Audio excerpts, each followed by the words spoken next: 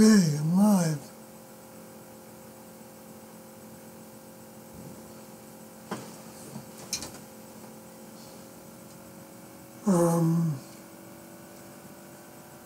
Let me see, I might as well go over to Facebook.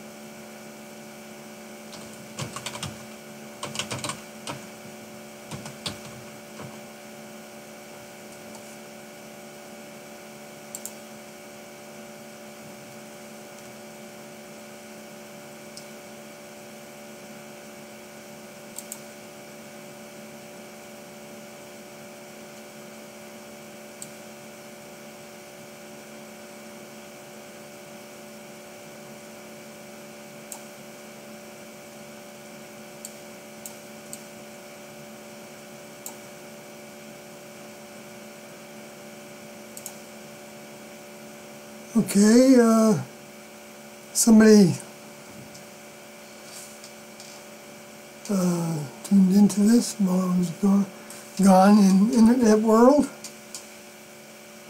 and hi, Cobalt Blue.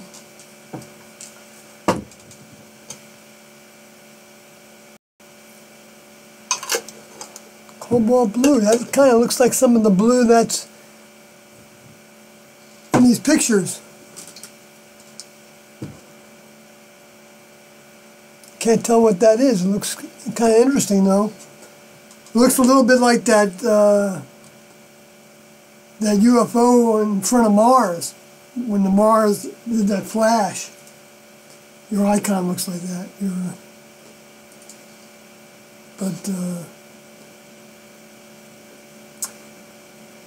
So I don't really have anything to, well, maybe I do.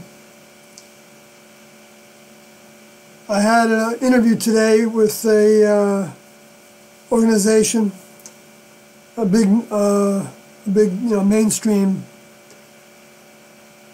magazine, a subsidiary of them, that I think they want to do a TV documentary, I think. So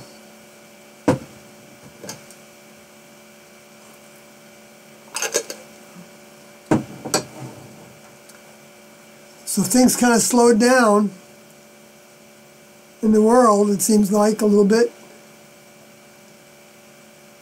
It's like, I don't know how the next level does it, but they're able to regulate how much society can take of their absence, I think. Because, I imagine that we all grew up in the United States, feeling, the white ones at least,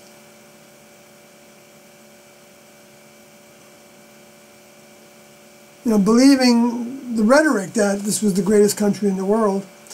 And it's not that it isn't. It is actually, because it's where the next level chose to come and complete the graduation of their students. And, and Jesus talked about how it wasn't going to be in Jerusalem. Yet there's a lot of Christians that think that's where he's coming back to. And Jesus said that you weren't going to see me again unless you saw someone in my name. in Jerusalem. Though did go to Haifa.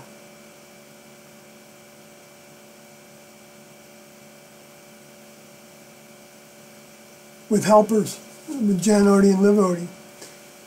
I was in the classroom when Doe was considering doing it. He was considering taking us all over there. You know, he looked at a lot of things. You know, that's how you follow the instructions of an older member. The instructions aren't that specific. Or sometimes they are a little bit specific, or even a lot. They can be very specific, I think, and yet they're the evidence of T working with Doe, and T working with Doe together, and Doe working without T. You know, showed how they were like using their feeler, their radar. If you want to look at it that way, and they didn't use the word radar, I don't think, so maybe it's not a good word for it, but, well, I don't think it's a bad word for it, because Doe said that spirits, discarnates, well, like echoes. Spirits and discarnates are echoes.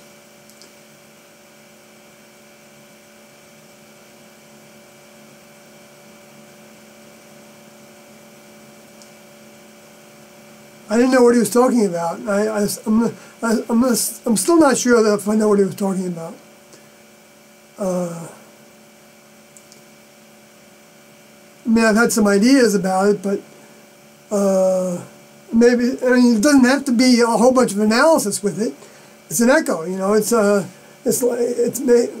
what happens when maybe the vehicle is the one that makes the sound. The vehicle is making the sound with everything it does. It's producing frequency, right? Because it's all composed of frequency, even to molecular level, right? So it's a sounding. It's got a frequency signature. Whether who can hear it, I don't know. You know, that's a whole other story. We know dogs can hear higher pitches than humans, and I'm sure it goes the other direction as well.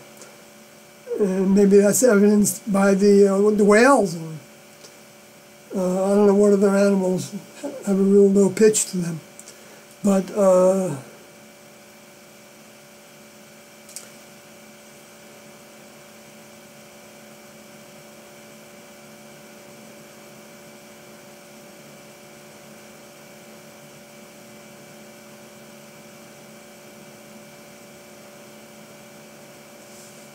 wonder if that sound, where that sound comes out of, those whales. If it comes out of their mouth, or their, like, vocal cords.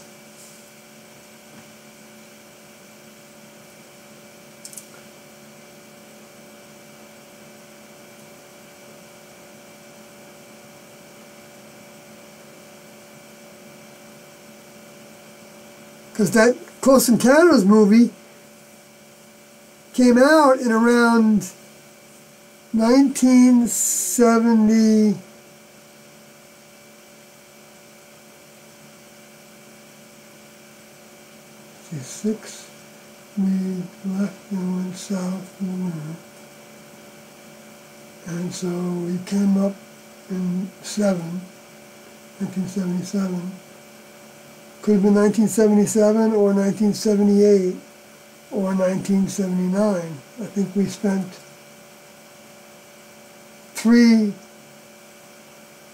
four, well, not entirely, because we ended up in Colorado. I'm just thinking out loud, and just trying to think about that time span in more detail. And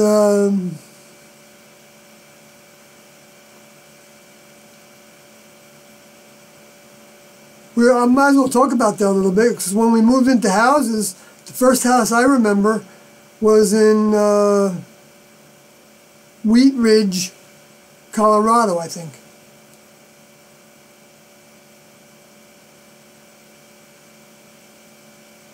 Right, and the second one was in Evergreen, Colorado, I think. And yeah, I keep on forgetting that Evergreen one. And I try to keep it a little bit of an itinerary. I mean, a timeline. So,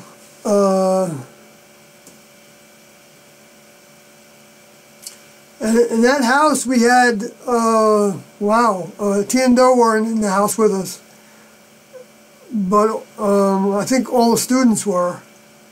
And there must have been, by then, 1, 2, 3, 4, 5, 19, 14,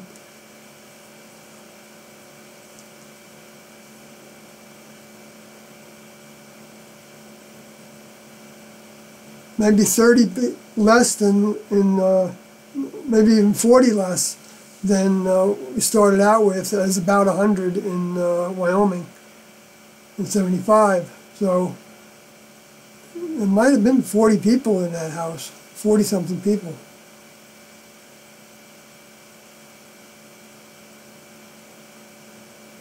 And I think we made the garage into, no, not that one, another one. We made the garage into a rest chamber with bunks 3 high in it. I don't know if I got all that right, but and we covered the windows and so that people couldn't see in, and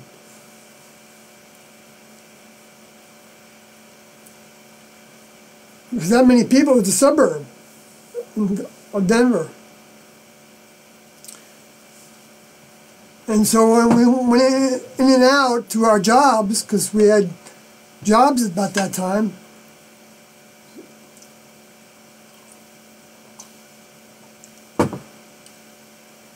you know what, I might have the timeline wrong. Because I thought my first job was at Kmart in Provo, and then I moved over to Kerrville, where I worked at the Pizza Hut, which was really my first job.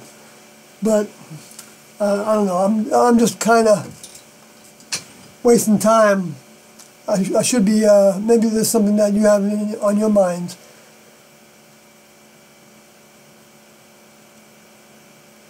Do the next level from Cobalt Blue. Do the next level ever get angry? Show emotion?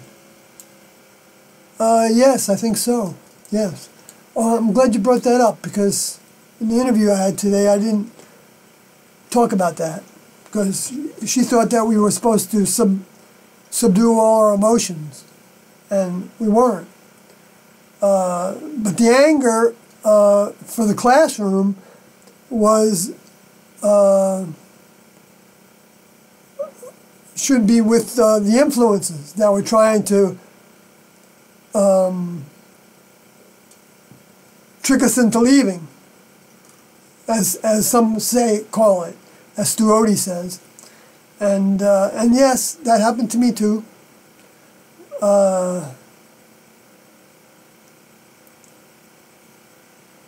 Even though it was stimulated by the next level upon my request. And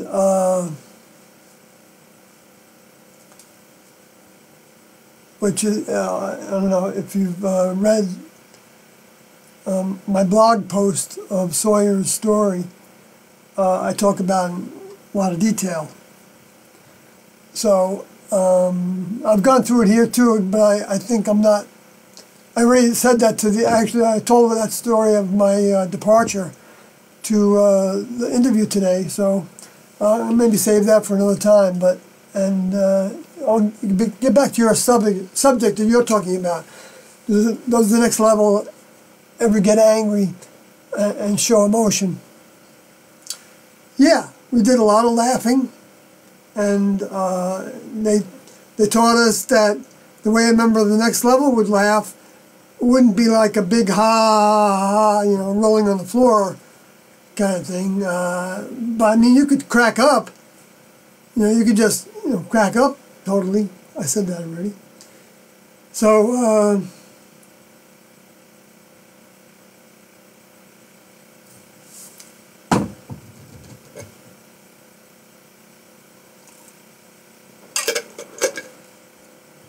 see, I'm angry with myself.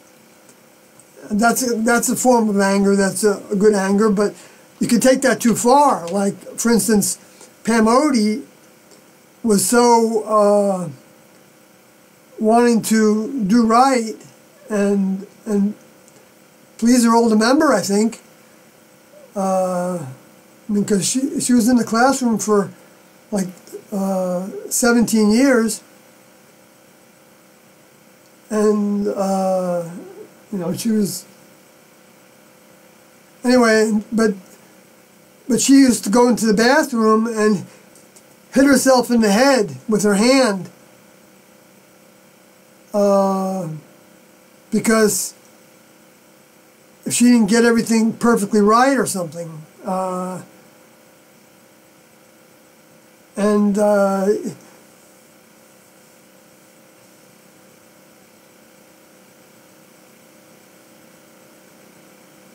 Yeah, I don't know whose standard she was going by. If she had a, I mean, because I took everything that Tiendo taught seriously also.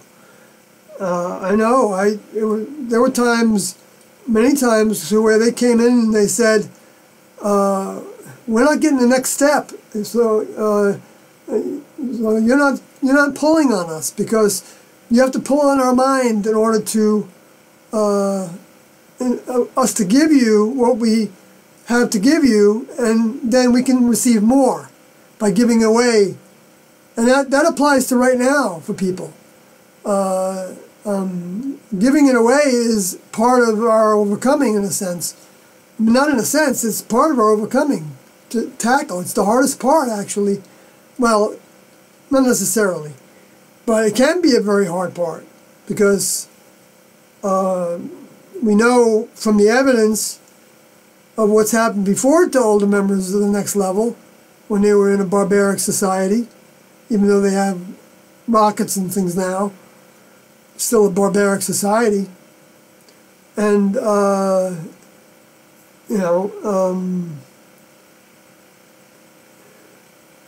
that it's, who wants to do that unless I had to, right? Why would anybody want to subject themselves to that?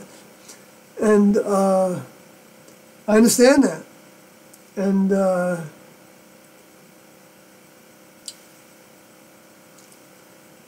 but to know that but to be willing to, like, take the next step is a different story, because from those that much is given, much is required, according to Jesus. And according to Tiendo, they taught that too, but they said it not in those words, and they didn't quote Jesus. I mean, they said a few things that Jesus said, maybe a handful. On one hand, I think I could probably count how many things they said about Jesus that I remember. I might not remember, maybe it was more than a hand. But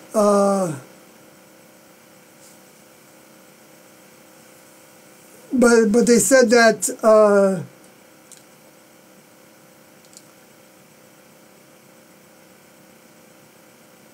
I think I just went and lost what I was doing, what I was going towards.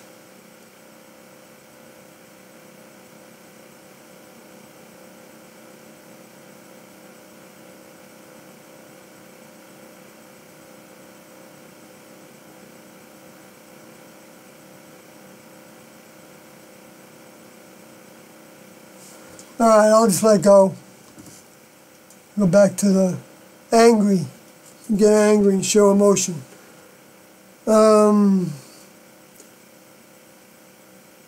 I mean, we were taught to have a pleasant countenance. And we were taught that crying was actually giving into sensuality. But feeling broke up about something that's joyful, because somebody recognizes the mind of the next level in it, that's a good kind of crying. So like the crying that Jesus did in the, which, who knows, maybe it was a combination. Maybe they're just describing it that way because he suffered at that point a lot. Maybe he didn't shed any tears at all. Because that part of it isn't necessarily 100% accurate, because Jesus didn't say it, which is the standard that I use, because Tiendo said that the red letters in the Gospels, or the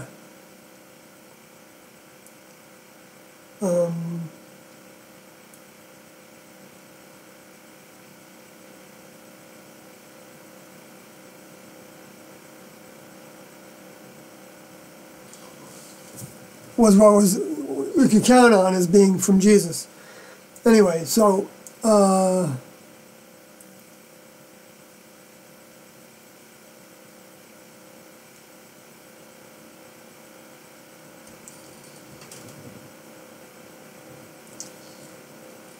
so those are two other examples of how they taught. But we watched TV and enjoyed things and laughed at things that were funny, but nobody instructed us how to laugh, what to laugh at. We didn't have that kind of Tiendo weren't like that at all about anything. And even if I had the impression that you didn't have to show your teeth when you laughed, and but it wasn't that it was wrong to do, but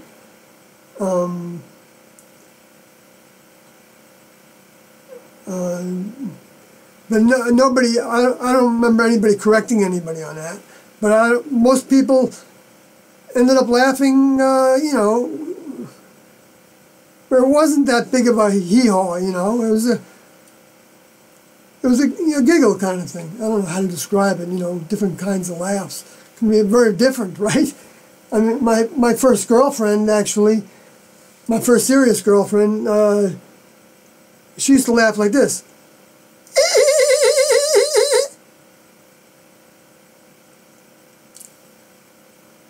So, wow.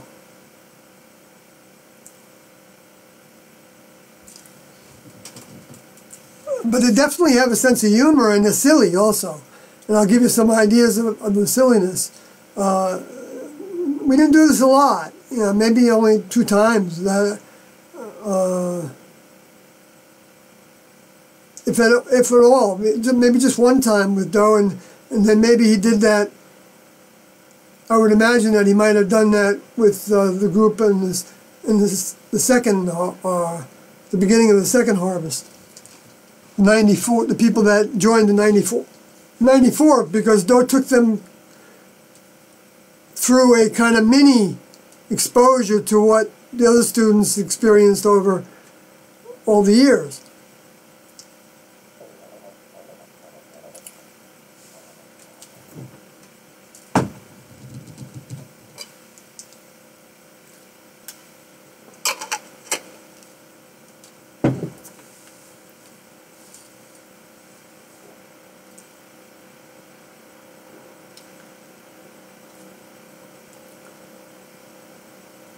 Mini in time frame, and how long he did it for. Because in other words, they went from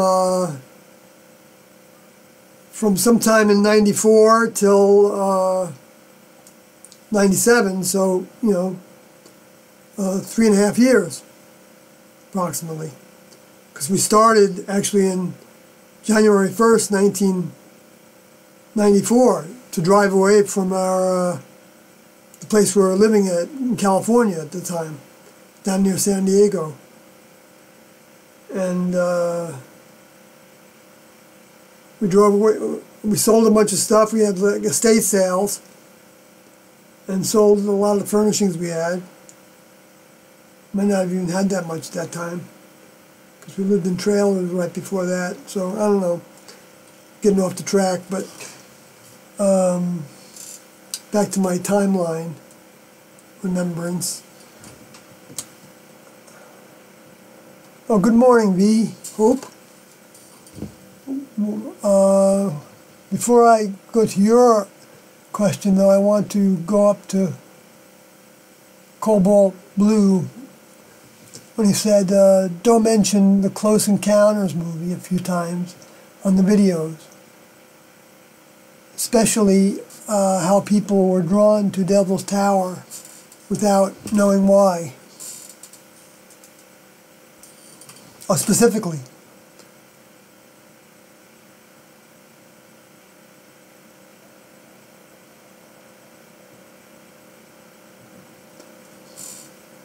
Right. Yeah, we saw that movie when it came out, and in Colorado, and I don't really remember talking about it that much after that. Years later, I found out that Doe didn't like the way they depicted that, the older member, I guess, as being, you know, this wiry, awkward kind of insect-looking creature. You know, where you can see the older member in the pictures that Doe envisioned are refined-looking individuals. You know, humans are actually made from them. We're not made. They're not made from us into these shapes. Grown. We're grown. That's the way they make things. Not saying they can't make things in a number of ways, the same way humans do. They can make things that way too. I'm sure of it. And even though Doe didn't talk about it, but I know everything in the human kingdom came from them, so it's pretty easy to make that deduction, I think.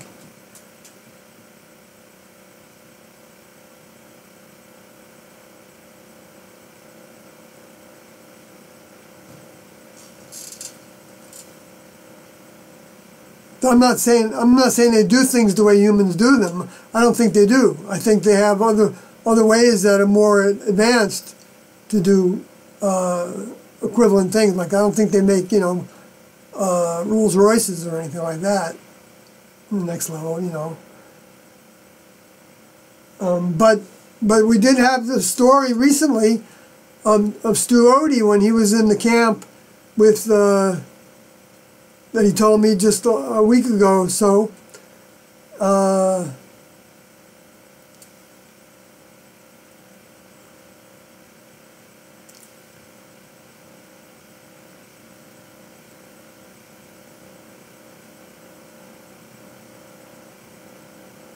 You know what? I don't want to go into that right now, I don't think.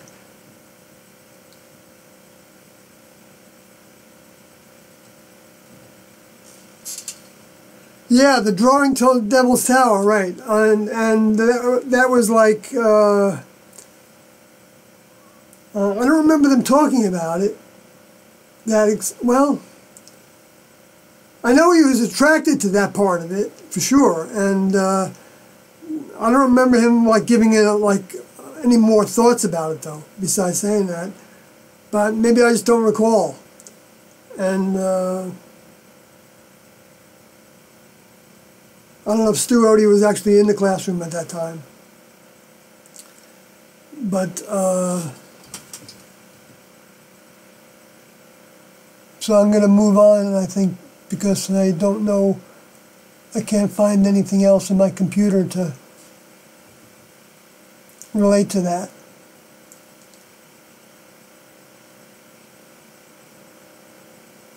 Well, then again, you know, it's pretty interesting that they were depicting that, and yet that's the scene that you see in Revelation 21, think it is, or maybe it's 20, where John goes up to a mountain with this the messenger that was sent to give him a message, give him this information, and it was shown the New Jerusalem. He went up to the mountaintop kind of area, into the mountains, and saw that. And you get the impression that it was hovering. At least that's the impression I get. And that it had like a glass floor, the sea of glass. And Tiendo even depicted, I think, this picture. Let me see if I can see that in it.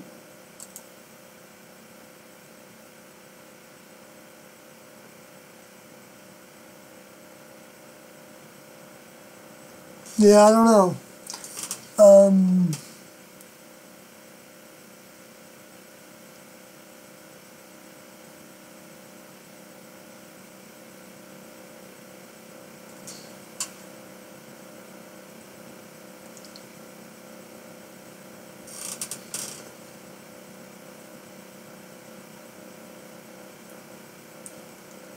But the way Tiendo said that very early on in '73, they wrote in this book that they started to write that this was the time of the inside outing, and the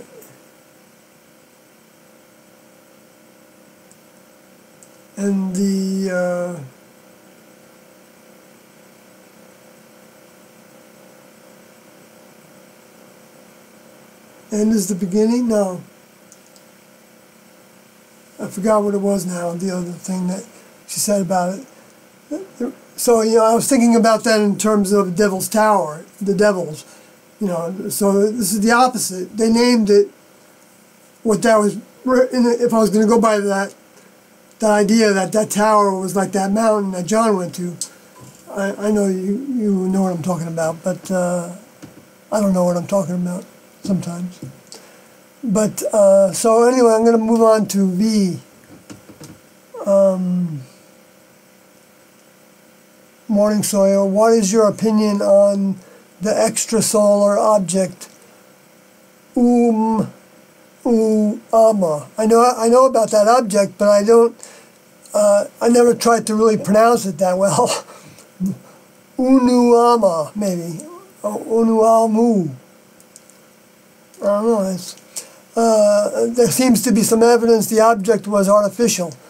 Was it sent from the next level? I would think so. I would think that would be the next level. I mean, what humans would call artificial isn't artificial to the next level. It's, I mean, I'm not saying that every rock out there has some next level intelligence behind it. I think that's part of the system.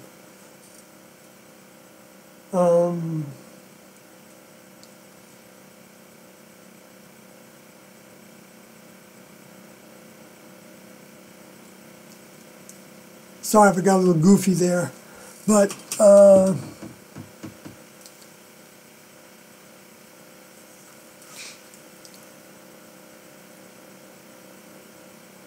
yeah, I remember that, and it reminds me now, when I think about it, of the fact that there were a lot of cigar-shaped objects seen in the skies that were showing up at different places all around the country in the late 1800s. And like 1889 and 87 and maybe even the mid-1800s and even maybe the early ones. But I know the mid-1800s had a lot of sightings, and I imagine some of them might have been, I don't remember now the stories from them, but I remember the stories from the ones that were in the late 1800s. as being described as cigar-shaped. Now, I think it was, I don't know what kind of balloons they had then, but these were clearly something else, according to the people that, I don't know if there's any articles about it. There's the article about the crash that happened in 1897 in Aurora, Texas. And there was one body found, and the people said that the body didn't look like it was human. And they supposedly buried it, and there was a marker there that was actually photographed. So they with an unknown name, I forgot what it said on this tombstone, but when Wendell Stevens, I think it was, tried to study that story, because it was in the Dallas Morning News that this happened, that there was something extraterrestrial happening there, and in Aurora. And Aurora means sunrise, the sun rising. That's the return of Jesus. And he said he would come as the morning star. So that's also Aurora. Is the sun is the star, and the morning is when it comes up, when it rises. So, and people, some people think that, some Christians think that that's referring to Lucifer, because he's the angel of light, and was seen falling from the heavens by Isaiah like a star falling.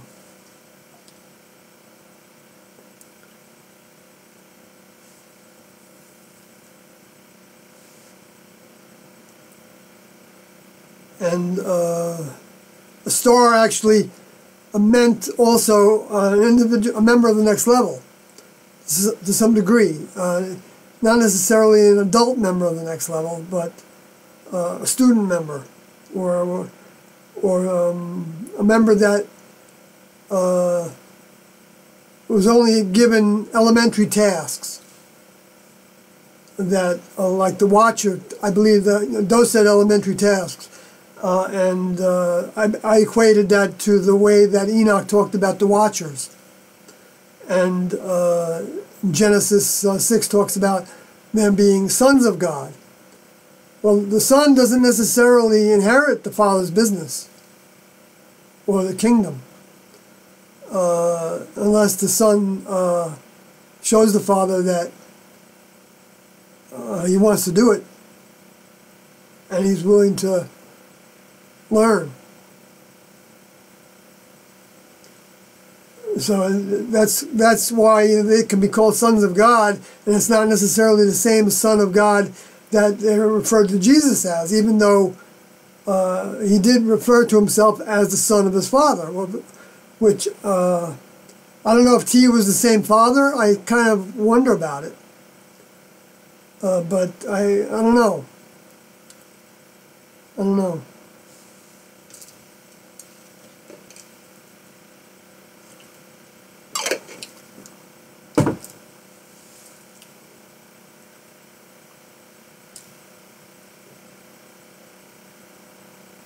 I know that T thought that Lucifer was Doe's adversary, and that all the students were assigned adversaries from the group of individuals that fell away with the one that was called Lucifer. And I don't think he had, I don't know when that name came about. Because the first I saw it was in well, maybe the only place in the Bible. Maybe it's in some of the lost books of the Bible, or maybe from some of the Sumerian materials, or the materials about Abraham. There's a lot of materials about Abraham. I forgot the names of the books, but that aren't in the Bible, aren't in the Old Testament. There's little hints to them in the Old Testament. But so anyway, so I was getting to the anyway, the bottom line of that was that the sons of God didn't mean that you were the equivalent to Jesus as a son of God. It just means you were adopted, and that's what Tiendo told us it did with us. They adopted us, and with the Odie name. And they said when we outgrew that being a child, a son, or offspring, they would remove the Y. So we'd be the. So I would have been. I was originally Sawyer, and then I became Soyodi, and so I would have been Soyod. And that was leaving a little bit of the humor of the next level, which gets over to emotion. I didn't finish talking about the humor. Maybe that's where I segued off, so maybe I shouldn't segue off again this time. But the humor in the next level, the silliness, right.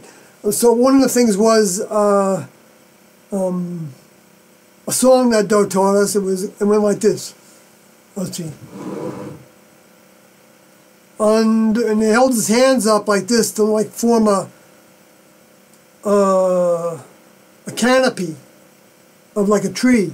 So or like you're under the tree. And so under the spreading. That's right. That's right. I'm sorry. You put your arms up when you said spreading.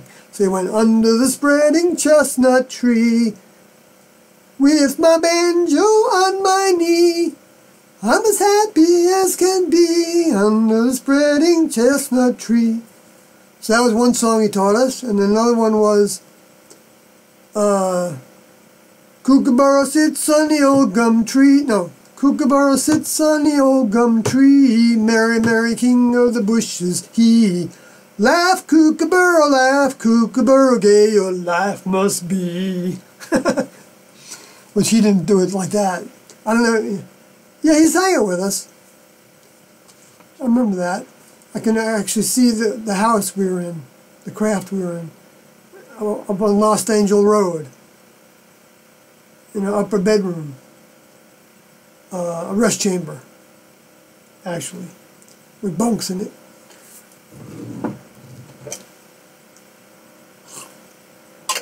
As soon as I said bedroom, I thought to myself, oh no, don't say that.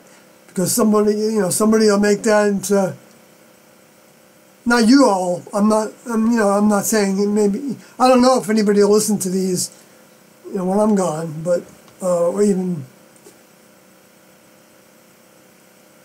somebody's that thirsty and they keep on wanting to, learn everything they can. They'll listen to them. Probably if they have time. But the audio tapes are, I haven't listened to them all again.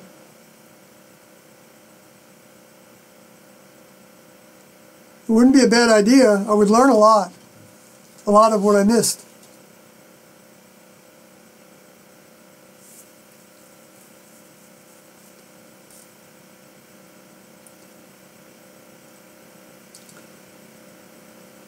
But this way, you all can listen to them and tell me if you hear me saying anything that's different from what you hear, because I always like to be corrected by things that Tiendo said and did and behaviors and ways, whatever.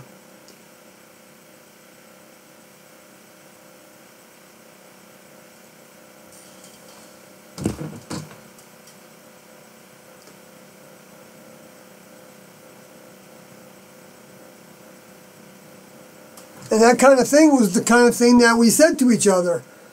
And Tiendo wanted us to say to one another frequently, asking our partner's help. Even though we were initially, the first instruction we got was that we're assigning you partners who are to be like a mirror for you, to show you the things about that you need to overcome, to help show you that, because someone else will be more objective. And so my first partner only brought up one thing to me, I think. And she said I was like around the campground. It was like I was stomping around the campground when I would walk around the campground.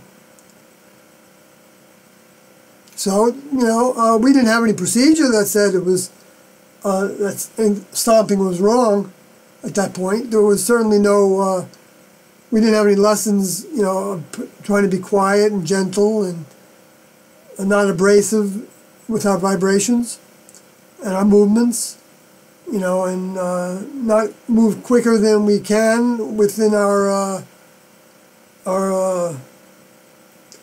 keeping balance and everything, and not, not like if we were going to run someplace, it wouldn't necessarily have to be as fast as we can run.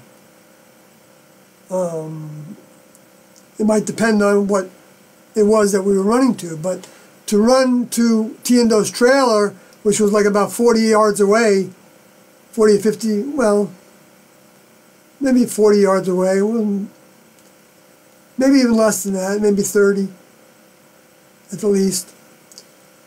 And if we were offering our service every 11 minutes, every 12 minutes actually, well, every 11 minutes we offered our service for a minute. And so I guess then it would be another 11 minutes before next time, to be more accurate, I think, in the way I say that. But that was considered to be an orbit, so that you would, I started to think about that, and I started to think about the star, not the star, the circle we walked around before we got the 11-minute check procedure. But though, if for anybody that hasn't heard me describe that, what happened was they didn't want us to go for more than 11 minutes without checking with the next level, offering our services to the next level. Even though they weren't talking about offering their services to them. But we were given the chief, gave us T&Do, the chief of chiefs, or T's older member gave us T, and T&Do did talk about that T had an older member, and that they both sought communications with that same older member. The same way that we were taught to both seek communications with both our older member, Do, and T, who was Do's older member, so our grandfather, so to speak, in that way of describing it, that patriarchal way of describing it, which I'm always guarded about saying that, because I don't want people that are in female vehicles to be offended by the way the garden was growing.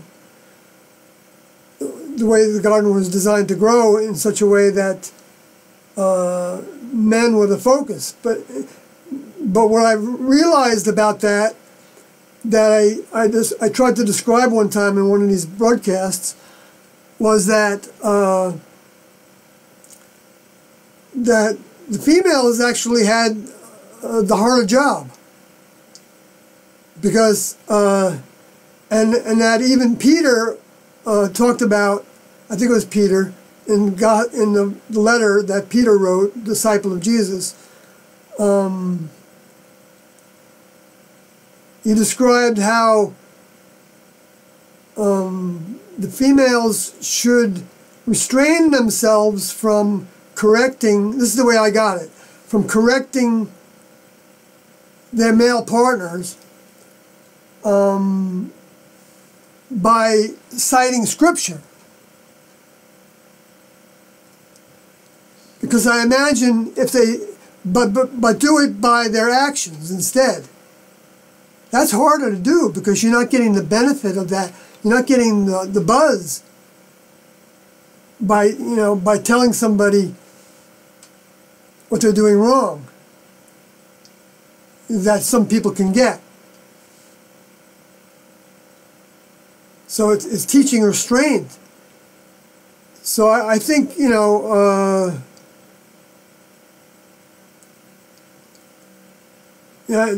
don't think it's across the board. You can't say that all the female vehicles that were disciples in the Moses camp and in the Jesus camp and T&O camp are all of the same.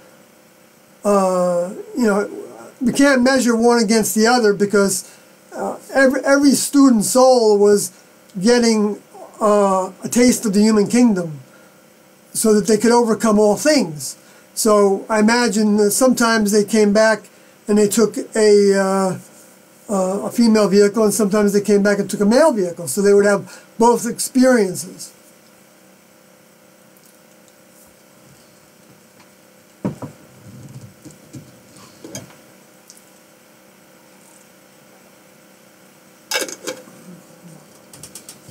And that also presents the males with seeing the females as lesser when they're not. Not at all.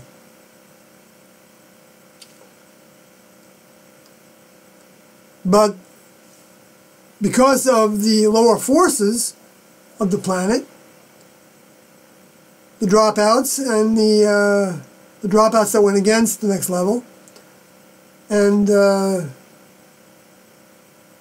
humans that they, influenced over the start of the civilization, so all the spirits that died under the influence of some of the badder behaviors.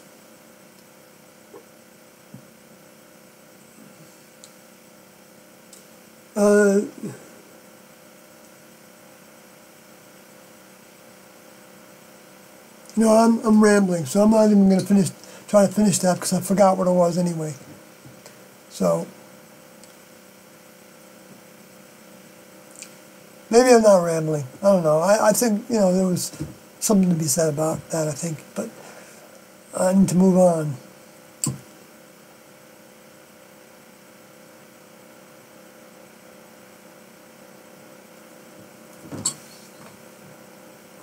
Yeah, so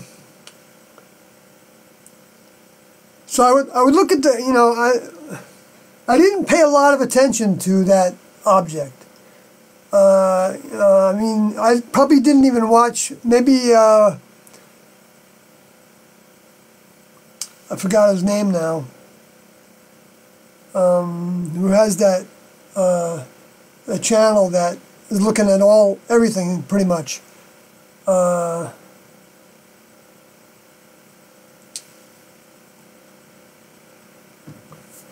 If I look on my channel here, I will see it. But I can't do that, and this will keep this thing going, I don't think.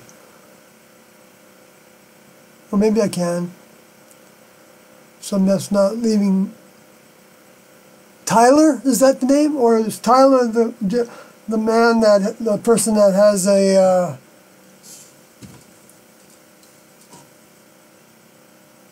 the earthquake examination website?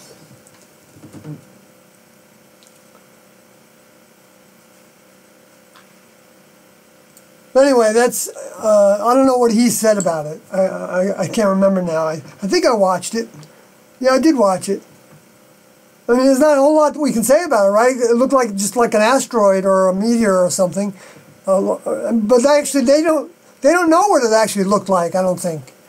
I think they did an artist rendition of it, computer modeling, to try to determine what it looked like. So that's more of an indication that it's a next level craft of some sort. They just appear out of nowhere. I don't remember the justification. I know they said, I'm sure they have a scientific way of describing why they think it's so unusual, because it came from a different area of the, instead of from the Kuiper belt or the other belt, or the Oort cloud, instead of coming from those areas where they see most things come from, I guess. And so, yeah, I mean, Jesus said that we were going to see the signs among the stars and the sun and the moon and the stars and the planets. That's where the signs were going to come from. So those aren't space aliens, especially when they're that far away. If they're further than the moon, then I think we can count on them being something that the next level is scheduled to happen. Whether it's a natural object that doesn't have any, it's not a particular spacecraft. In other words, it's not housing anybody. It could be a remote control object, an object that was set into motion, and it somehow has a power supply in it or whatever. So it could be a spacecraft too. It could have a crew on it. And because there was no tail, I don't think, either. And I think so that's why they couldn't label it a comet. And so yes, it was a very interesting object, for sure. And I did think it was a next level stimulation, but I don't know why I guess after the book, I finished that, I started, not spending as much time observing many of the, well, that's not true. I kept on observing. I did.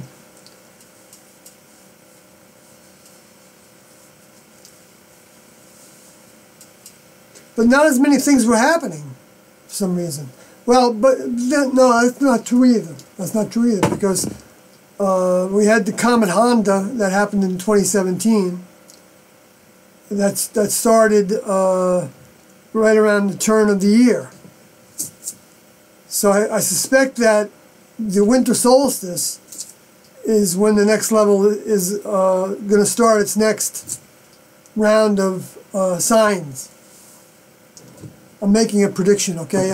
If it doesn't come true, doesn't mean that I'm not connected, because I'm not saying that the next level inspired me to say that. I'm not trying to be a prophet.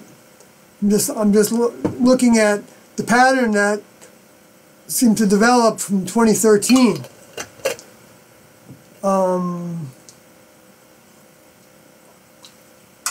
That I didn't mean to talk about. So maybe I will. But I'm going to have to change screens to talk about that. But let me go back to the chat room instead. Revelation 12:9 says that Satan was cast out to the earth. Right. In John 14:30, Jesus talks about the ruler of this world is coming. Corinthians 4:4 calls Satan the god of this world. Yes. And Tiendo said that Lucifer is running this world, and he's run it to the ground, basically. So that it's lost its ability to serve the next level without a recycling.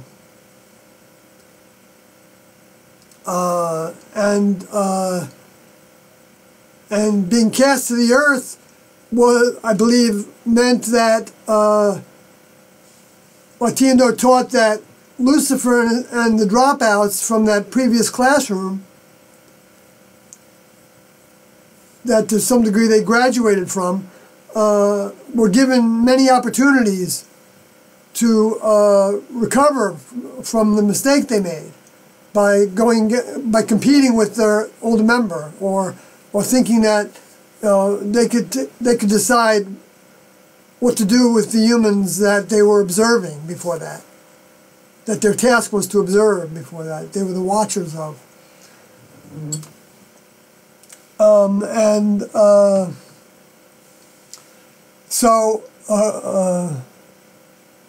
Satan actually means adversary in the Greek, and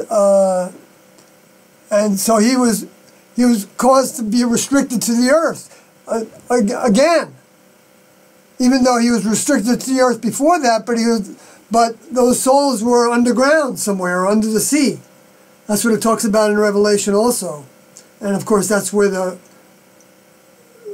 hell is. It's both a place and a condition of no return. That they keep on giving them the opportunity to return out of that condition. It's not a final condition until they're burnt up, like in the sun or something, turned into a different form of energy. That's my understanding from Tian-Do about it. And it's combined with my understanding from the scriptures. And so, because the first time he was cast out was when Isaiah talked about Lucifer falling from the stars, which was a reference, I believe, to Genesis 6, where they fell by involving themselves with reproduction in some way with the humans, and then teaching humans, according to Enoch, because Tian-Do didn't talk about this directly, or even, I don't know if they even talked about Revelation 6. Not Revelation 6, Genesis 6. But how they produced the Nephilim, right? The giants, and Nephilim in the Hebrew, and or Nephilim. I'm not sure if I say it right, but and that word was meant mighty ones as well. It didn't just mean size. It didn't have to mean size either. It didn't mean that they had to be tall. Because if I don't know what they would look like. Well, probably not much different than the way a lot of us look. You know, if we weren't modernized by our clothing. And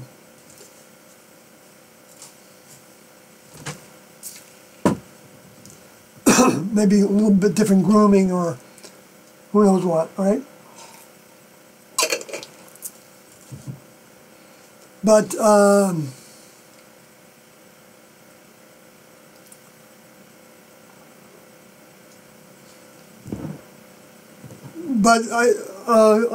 that topic, I began to think that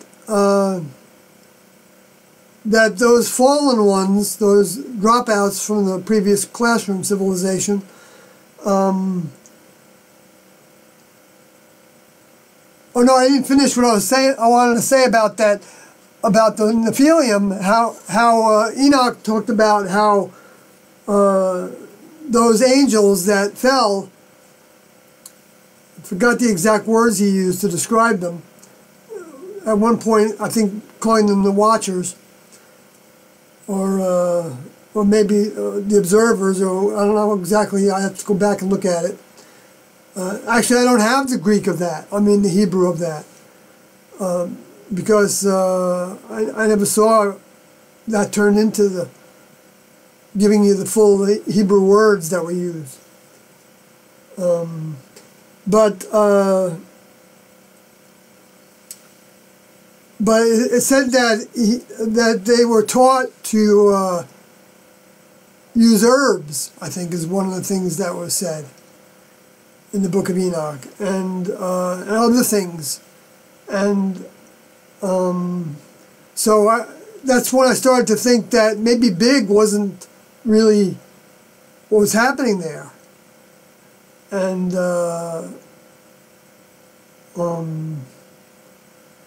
but then it could have been, you know, for sure, and apparently the next level didn't want them to, because they were actually eating themselves, eating each other. I think they were cannibals. my understanding of it. Or maybe they were just killing people for their own purposes. Maybe they weren't actually consuming them. I don't know. But so the Lord decided that that was too corrupt. And so they're going to wipe it out. And I don't know if that ended up flooding the whole globe. I imagine it could have.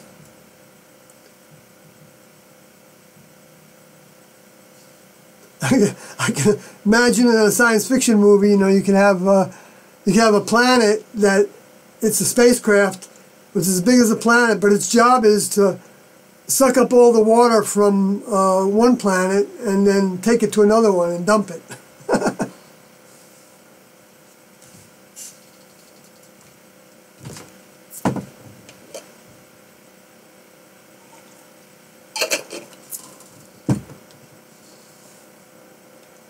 Who knows how fast that could happen, right?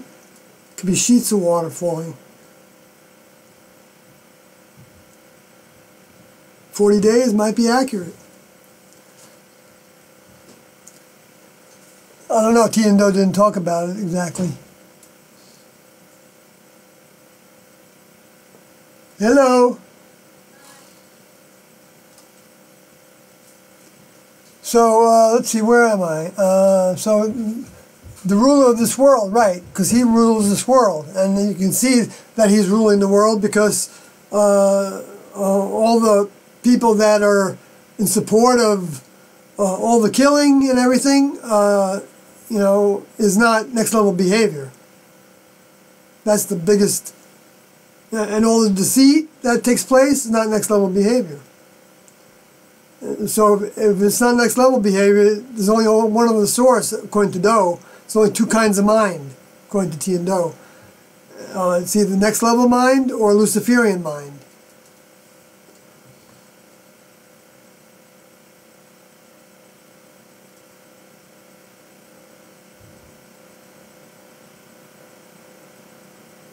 But this is a training ground. That's why the next level provides Lucifer and the others, so that we can grow our minds to reject everything that he stands for, and the deceit, and the killing, and everything human, actually, because it's our ticket to graduating to the next biological level. Teen never said it that way, but they did say the next level was biological also. Of course, plants are biological, and they said the vehicles were grown on vines, like a plant was. I actually don't remember T saying that, or being present when Do said that. I think Do came to understand that sometime after we saw a documentary about, a little documentary, I don't know if it, well, it was about Dulce, New Mexico, and the alleged underground base that was alleged to be there. That, as the story goes, and I saw some recent information from that verified that there was such a place as that, where the aliens had like the bottom 6 levels or something like that, and the humans had the top 6 levels. Maybe it wasn't 6, or maybe the aliens didn't have 6, but there was some kind of a 6 in there. I'm not trying to make it into the 666 either. Maybe it was 3 levels and there was 666. No, I don't need to go through it. I don't need to make anything up. If I can't justify it with something in scripture or what Tiendo said, then it's not that worthwhile. So anyway, but so they were growing bodies there, and they were on vines, some of them, and some of them were like in like a jail cell, and they were distorted. Some of them were like growing with parts of animals, part of them, I don't doubt that humans are engaged in genetic engineering, and who knows what they're not telling us about. Because they know if they told us about stuff like that, and that they actually probably have, humans in prison or something, who knows? Or maybe they don't tell them that they're in prison, and every once in a while they bump them off and use their organs. Who knows what they do? But it's not like we don't see evidence of that anyway, with the people that sell organs in different parts of the world. You can sell your kidneys and your who knows what else. Anything you got two of, I guess. And which I'm not against. I'm not saying that T&O would be against that. It's just another thing, part of the human kingdom. But you can imagine that somebody could live for a long time with that ability, of being able to, and it takes me back to thinking about how the David Icke interview with Credo Mutwa, who's like an African medicine man of some sort. And to me, that's like an African psychic or an African spiritualist or an African shaman or or a priest or I'm not making any fun of them. I hope I sometimes hear myself saying things like that might be, I think, is with the sarcasm that T told me I needed to overcome, that I put on things.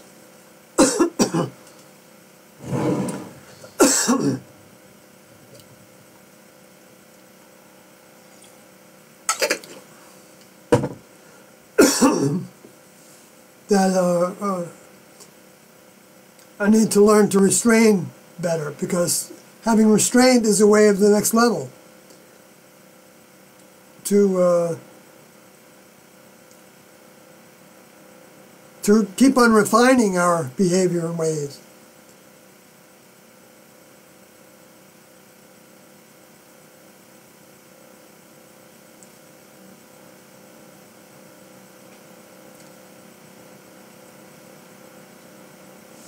Which I don't demonstrate all that well, I don't think. But anyway, it doesn't matter. I mean, that's a work in progress. Maybe I hope there's some progress in it. But right now, my focus is do everything I can do to get the information out. So maybe that's an excuse, but it's hard to work on everything at the same time. Well, I mean, that's what we did in the next with T&O, but we didn't have to do the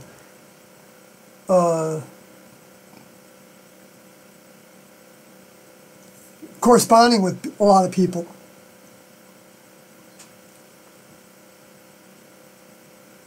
Because that takes energy too. Anyway, let me see where I am on this. Okay, so Cobalt Blue from the chat room. So if Satan can only be a ruler in hell, wouldn't that mean that Earth is hell? Well, yeah, if the souls and spirits don't, growing through the humans, don't ever amount to anything that the next level can use, then it gets recycled, and therefore it becomes ended. Even the spirits are ended then, and the souls even are ended, and they get transferred into a different form of energy. But we don't know what the next level saves, what the criteria is. We know a little bit about it from what Doe said were the three categories that would go with him, with them, go with us. That's the way I think he said it.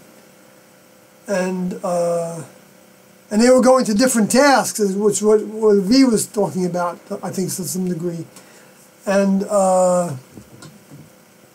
maybe it was Cobalt Blue said that before that.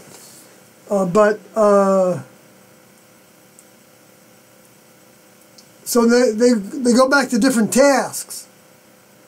And the ones that were like apprentices to like the Archangel task would go back to their next step in that task, to becoming an older member of the next level, and to actually have their own children, so to speak, that are born into the next level as new members, as younger members of the next level. Because Tino said there were only two types of members in the next level. There were older members and there were younger members.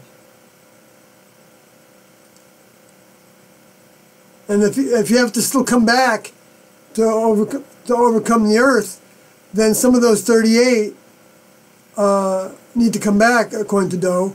And so they're not yet younger members in the next level. But there's a lot of indications I believe, that that they're in the next level now. I mean, in the next level's keeping, in the next level's protection, and even doing tasks for the next level. I suspect they are all doing tasks for the next level. Maybe some of them may be the equivalent of the tasks that the Watchers had. Because that's like the first kind of task that you're given when you come into a new lab. That's the way Tiendo taught it. Like when we had new members come back into the classroom after they left for a while, like Windodi did and Riccodi did, and a number of others. For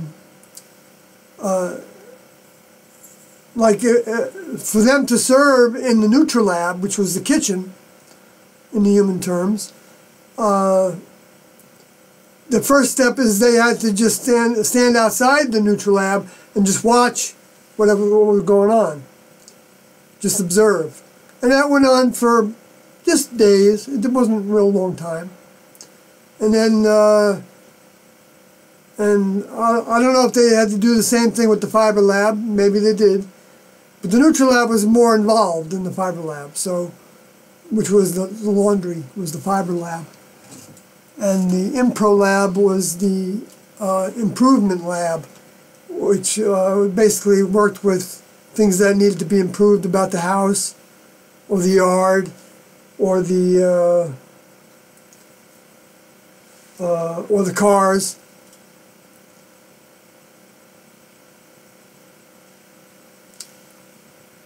And I don't think anybody, was ever apprenticed to that lab. In addition to labs, we had crews that weren't a part of a particular lab. Like one crew was central. That's where they also called it Sat 3, like Satellite 3 at one point. And that's where a lot of logistical things were taken care of, and notes were handled that were from students. Like if a student had a toothache, they could write a note, say, my vehicle has a toothache. And it's distracting me from, performing my tasks, or, from doing what my jobs are. Or whatever. They didn't have to justify it necessarily. It was just distracting. And but they might write the note that way. They weren't to come up with the remedy. They're just to state the problem. And so there was a crew, there was the medical crew that would get those notes that were labeled medical, and then they'd bring that person a pain reliever or something, a Tylenol or something. Or they'd do that and make a dentist appointment.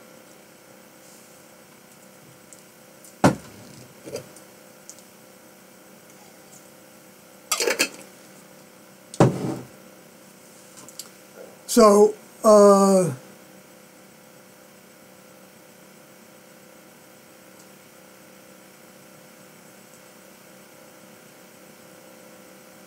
so the Earth is in hell, but it has hell is part of it. It becomes hell when the next level recycles entirely. Well, I don't know entirely, because those said that the planet wasn't going away, that the planet is a good planet still, but he didn't know whether the next level would choose to use the planet as a base after a certain amount of recycling, and or make into another garden for growing souls again. It's different, and I imagine that they have a new crop of maybe Luciferians.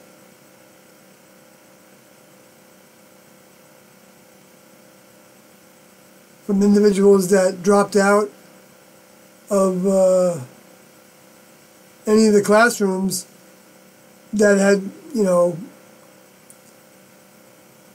depends on if the soul had graduated to a certain spot, then you know, then perhaps they would be brought back to create a new training program with. And they could actually maybe even still overcome whatever it was that separated them from the next level mind that they had at first accumulated into their own vehicles, into their souls.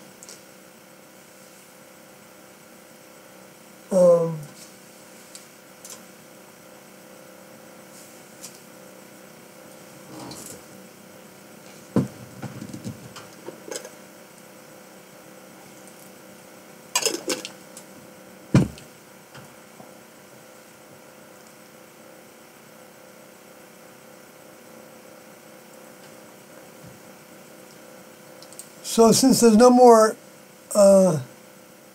comments or questions in the chat room right now, I guess I'll go over to, oh darn, my video is not working again. Last time I did this, it went into an endless loop, and so I never saw it back again. I don't know if you're still getting video. My understanding is that sometimes you do still get video. If somebody's still getting video from me, if you don't mind letting me know, because otherwise I won't go over to a different screen to talk about the 2013, significance of 2013 that just passed.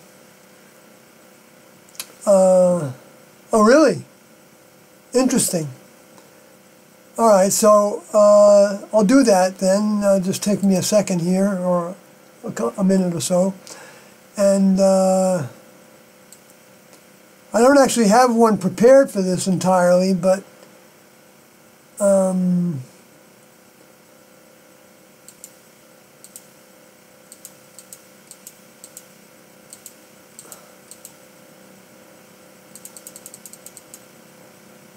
oh, opening, yeah, it was a.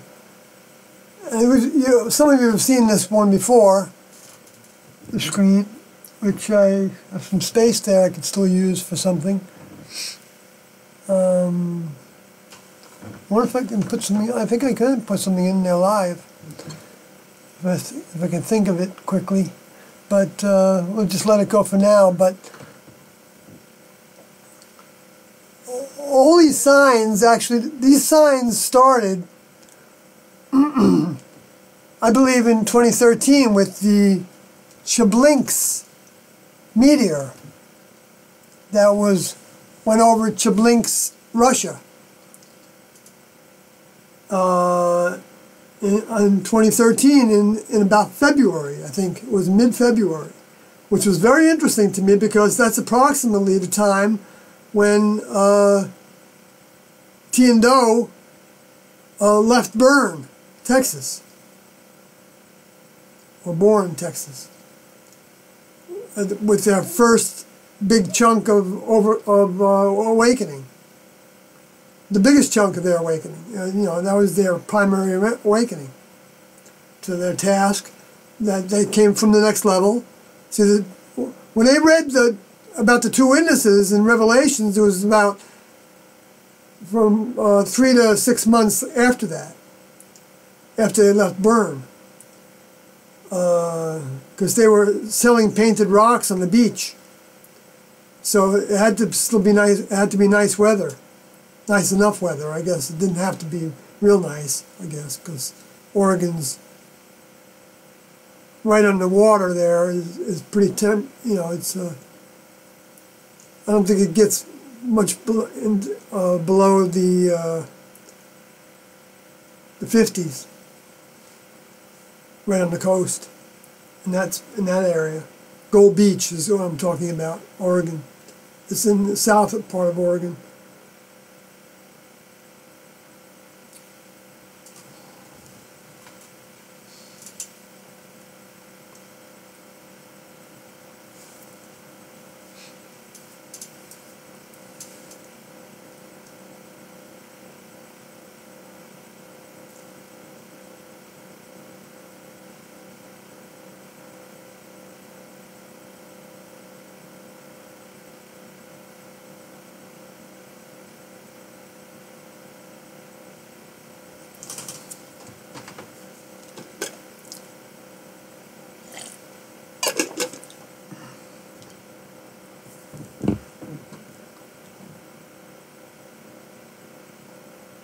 Let me think here a second. I was thinking about something else, and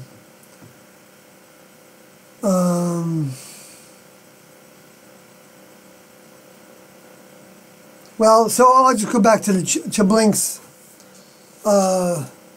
meteor.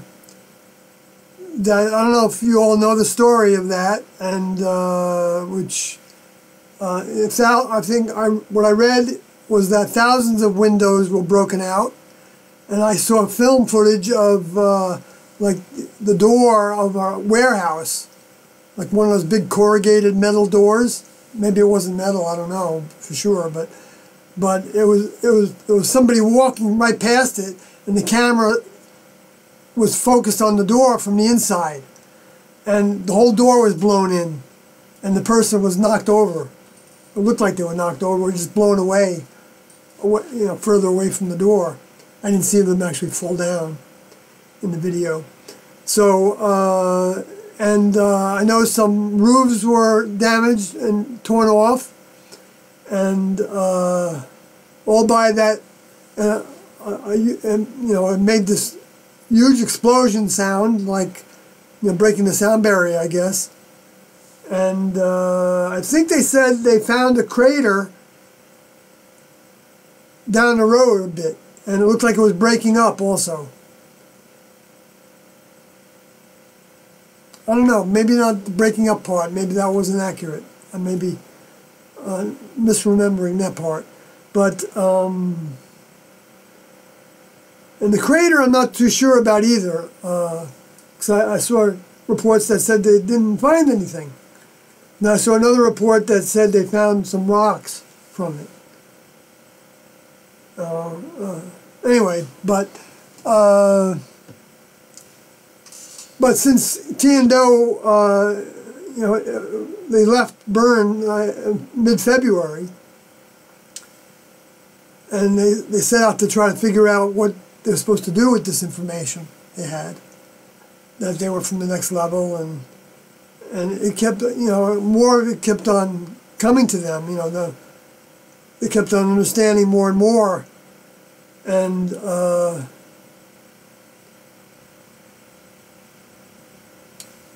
so 2013 would be 40 years from that, right? And so 40 years would be like 1 hour. And so the first hour then maybe was over in 2013.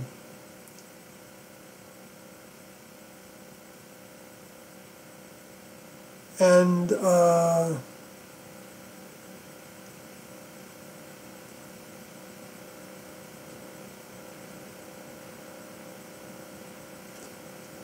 thereabouts, you know, because then it was, let's say that first hour was over in 2013 in February, okay? Well, let me just go on to what else happened then after that. Okay, right after that happened, I mean, in the same month even, and a number of times were fireballs that I don't think we had any experience with before. Well, no, we did have experience with them, with fireballs before that, because I remember seeing two of them. One that was over Edmonton, going like parallel to the border of the individual that was known as XF, had started a hoax that he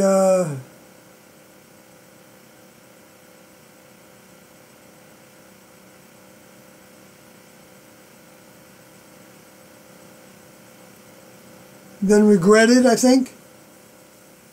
I don't know. He said he did, but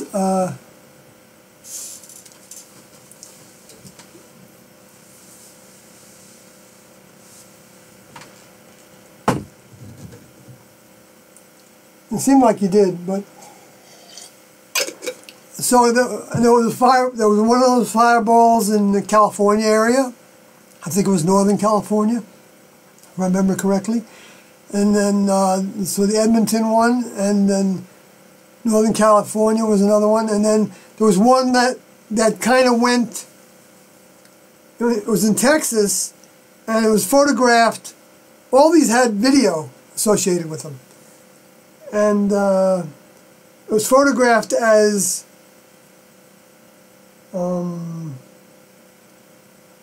a fireball by a bunch of people that were running like a marathon or something. They filmed it, and you can hear them commenting about seeing it, and it went to the same direction they were running, so to speak, seemed like, or maybe even pointed a little southwest from like what would be due north in the east part of Texas. In the northeast part of Texas. Not the far, yeah, right around there is where I believe it happened. But actually it was headed towards Austin. And so that could be seen as making another wall. You know, now a wall doesn't mean that it's, you know, just how big might the wall be? It might be, you know, 100 miles. You know, I don't know. There's no way to say what, you know, what the border of it. Oh, that's interesting, that, to think of it that way, which I hadn't done. Because the walls are described. I'm going to go back to that another time. But, you know what, if I don't go back to it now, I probably won't get to it. So let me go over to that and see if there's any new ideas that come from that. Just got to change my... No, not that one.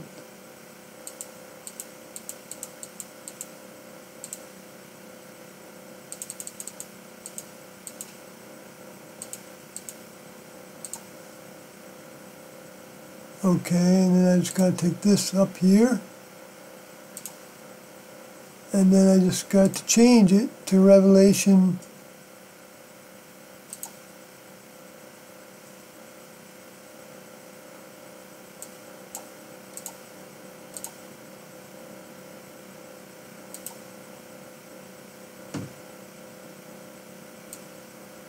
Yeah, it was 21 that I was talking about before, where the New Jerusalem was coming down. And I, John, saw the holy, 21:2. And I, John, saw the holy city, New Jerusalem, coming down from God out of heaven, prepared as a bride adorned for her husband. And then, but the place I'm going to is where it's described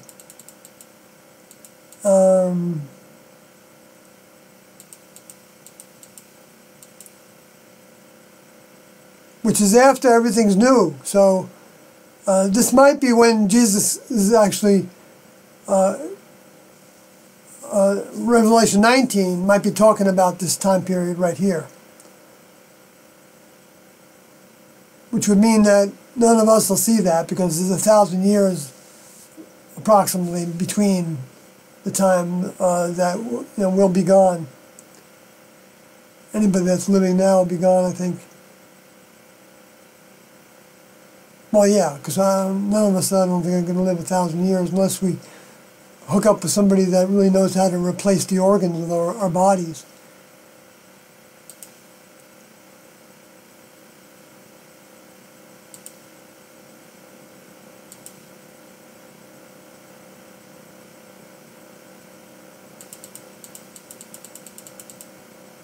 Let's see.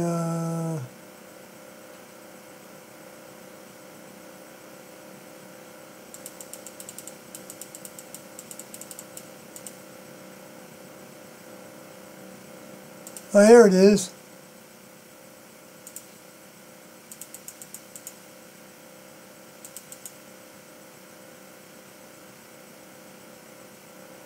Okay.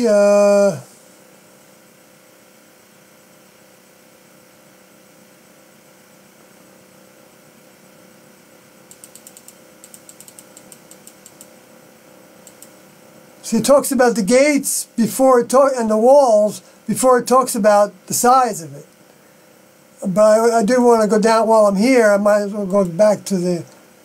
Oh, there's the wall where it's measured. Yeah, I found it. Okay. Now we're cooking. Revelation 21:16. And the city lieth foursquare, and the length is as large as the breadth. And he measured the city with the reed.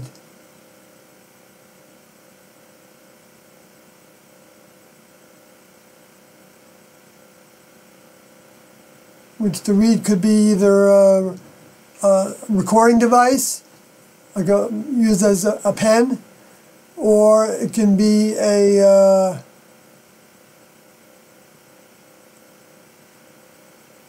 like the palm leaves, or it could be talking about a vehicle that's doing the measurement, a human vehicle as a plant reed, and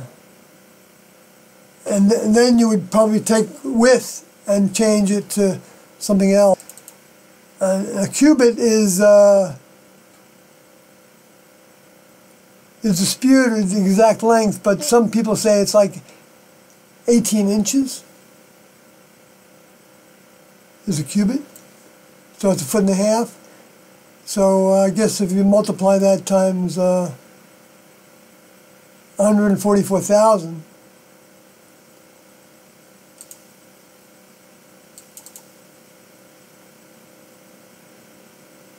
oh no, what am I talking about?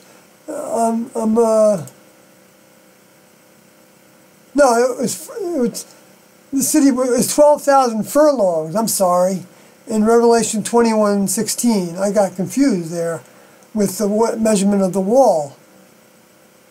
So 18 inches to a cubit, and 144 cubits. 144 cubits. 18 inches.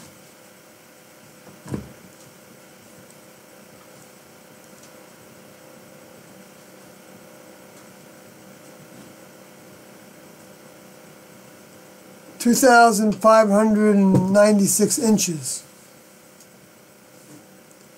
So that's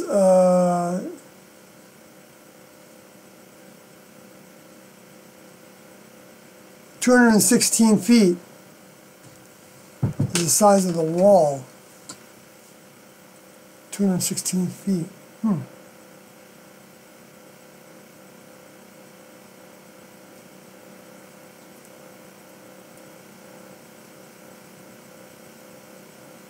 according to the measure of a man.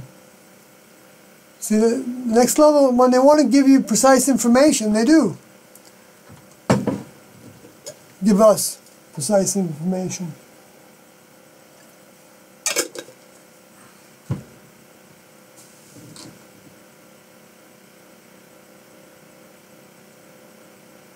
But 12,000 furlongs, I'm not going to go through the math on that, but 600 feet each. Somebody else can recalculate it if they want to, and tell me what that number is. It doesn't matter to me. I know it's approximately right. And where that would be in miles from where we know that Tian-Do started out and then started out as the two witnesses, as Bo and Peep in L.A., which I think on a previous broadcast I described how that's related to the non-physical area where the Lord was crucified. In Revelation 11, talks about where the two witnesses lose their vehicles. Even though T lost her vehicle in Texas. I mean, not lost it. She let it go.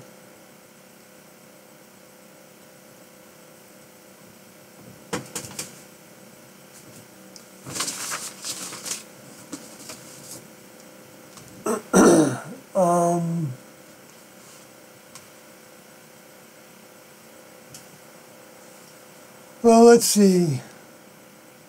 Luciferian gremlins, huh?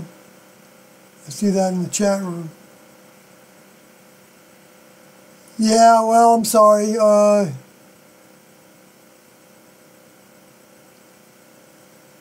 still getting video in Spain. Oh, cool.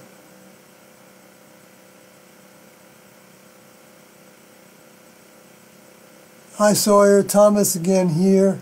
Once again, I'm pulling the night shift at the hospital and listening to you in the background. We'll ask questions when I get a break between exams. And then you lost me, what I was saying. I don't know if that's because I got lost in what I was talking about, or if you just lost connection or something. Anyway, back up again. Maybe I wasn't paying attention. I was looking down. Maybe it went through one of those things where I was lost. So I don't know what was lost during that time. I have missing time now. Stream went offline for a second there. Okay. Yeah, my encoder software does that. I haven't taken the time to figure it out. I should write it down.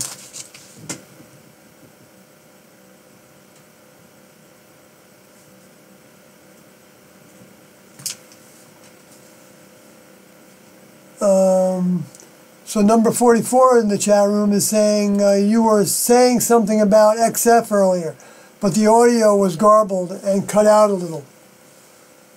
XF was the name of an individual that I met through Carl Odie, when I started to get back in touch with the next level information that was online. And apparently he was he had something to do with, I believe, a Star Trek crew, people that were interested in Star Trek, and so Carl Odie, you know, told this one individual about Tian-Do, and he started to try to learn more and more. And what he said he did was he wanted to, the feeling, the thought he had was to try to stimulate more interest in what was being talked about by creating personalities on Facebook so phony people, and having them ask me questions and ask Carlin questions, and talk about whatever they wanted to talk about. And so I ended up doing a lot of emailing with these, and there were like 5 or 6 of them. And I communicated with a number of them. I tried thinking that they would do, and it was like pretty encouraging actually to be just getting back into,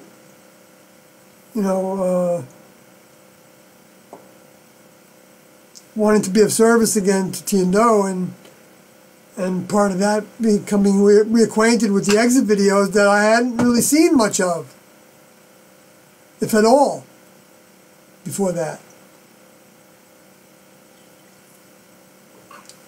Because I was just living my human life. Even though I went public on Tiendo's behalf, I didn't, after I did that, I didn't start, watching videos again.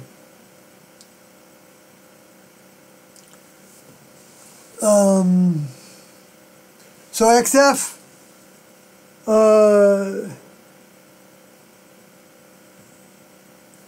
what he did was he ended up calling one of the individuals Tia, T-I-A.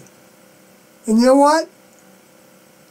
I didn't think, it was necessarily a fraud from that. I was, I guess, naive maybe. And even made her into a nurse. I mean, geez, how gullible do I have to be, right? But then I thought to myself, Livodi was a nurse. And I thought to myself, so, who am I to say that's not possible? That somebody that was believing in Tiendo and could be in a female nurse's vehicle, just like T and Livodi. So I guess I shouldn't feel too critical about myself in that regard. But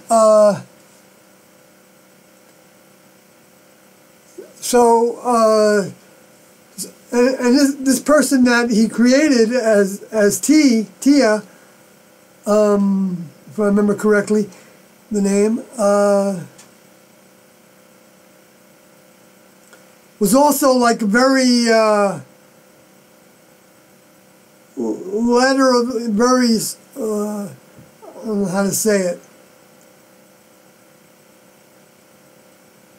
very certain about her belief in Tiendo and everything they taught, to where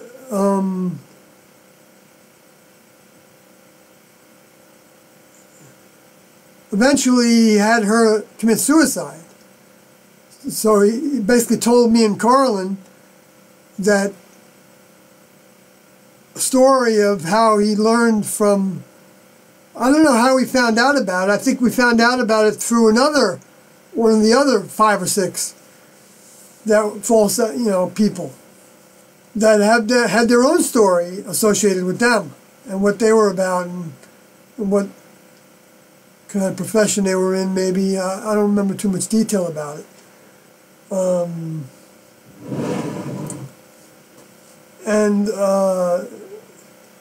so we had regular contact with him. So I remember, writing to him an email saying, "What's going on here? Where did Tia die? And what were the circumstances?" And it was like that she committed suicide, was what we were understanding, because he provided some of the thinking that she went through, allegedly went through. You can make a movie about this, right? It'd be the kind of movie that would sell. Not that I want to do something to sell anything, but it could become popular, what I'm talking about.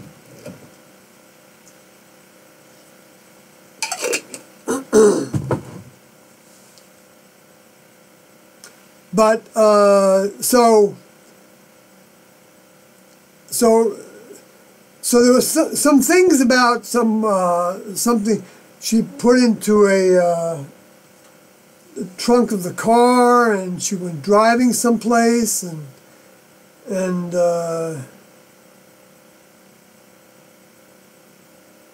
somebody else knew about it or something, I guess, and anyway, so it was pretty involved, but I was getting suspicious about it, whether it happened or not, from some of the ways that it was being described. And I remember asking XF if this really happened, and he actually said, at that point, he said no, he made it up. And maybe Carlin asked him the same question at the same time, because Carlin had his own communication with him. And so, and right when that happened, I mean, I'm talking about the day or two after that suicide was announced, was when that comet took place, or not comet, the fireball that was filmed by a camera on, I think some of the film is on one of my videos, one of my first videos that I did. I put some of the film in there of that. And it was flying towards Edmonton, and it appeared to be breaking up, and it was filmed by like a cam, a dash cam, maybe from a police car, if I remember correctly, and you saw it kind of go out of sight, and it lit up the whole area, so like it was like sunlight, like you were in the 12 noon time. And it passed very quickly. It was moving like really fast. And when that happened, I thought to myself, whoa, that's the next level, expressing anger, maybe, to refer to what that individual and the Cobalt Blue said before, asked the question before, whether there was anger. So the next level has a right to be angry with what the humans are doing. A lot of humans are doing with the planet, and that's talking about primarily. Well, not just I don't know. Well, it would be primarily with sowing the seeds of disinformation and misinformation and lies and deceit and facsimile events to what the next level is doing by staging, suicide events with like Jim Jones and that group and the Solar Temple people, and even though the victims from all those can actually survive from that and actually grow from that, from being willing to do that at that time. Not saying that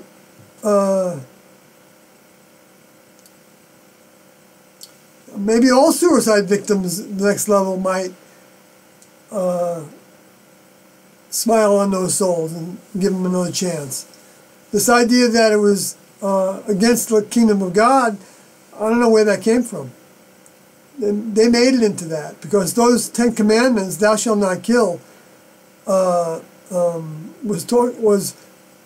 all about the behavior of us related to the next level, and related to and how we would relate to the human kingdom, other people.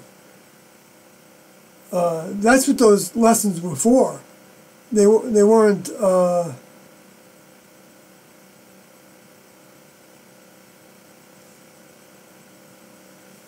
Though I don't think suicide should be taken lightly at all.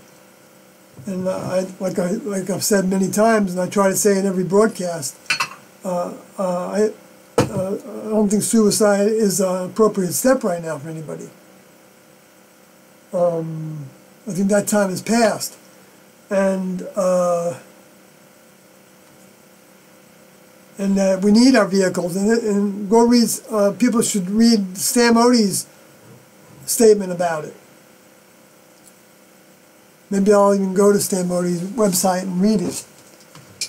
So I have it on record here. I'm going to do that. Let's see here. I have to go back to...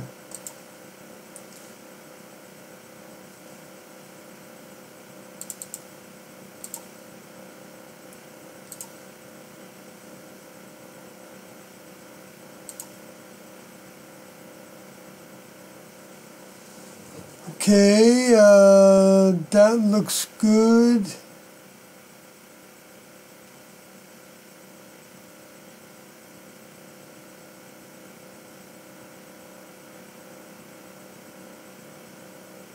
Yeah, that looks real good. So let me just put that in there and then go to it.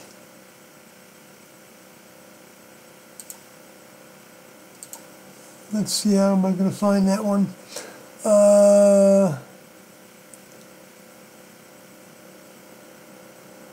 Oh, rights. I just need to search on rights. The T&O materials.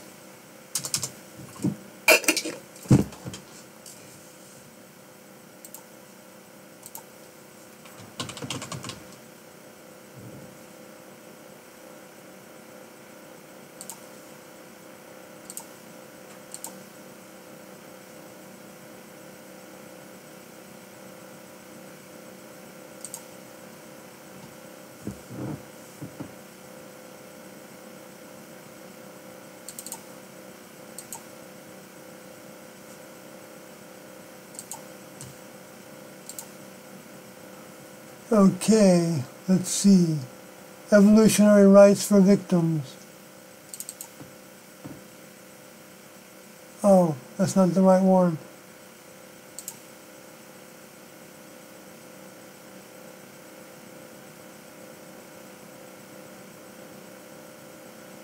Oh, okay, right there.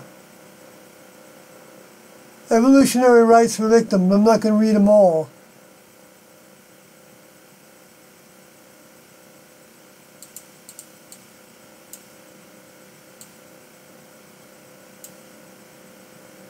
But I'll tell you what the titles of each one is.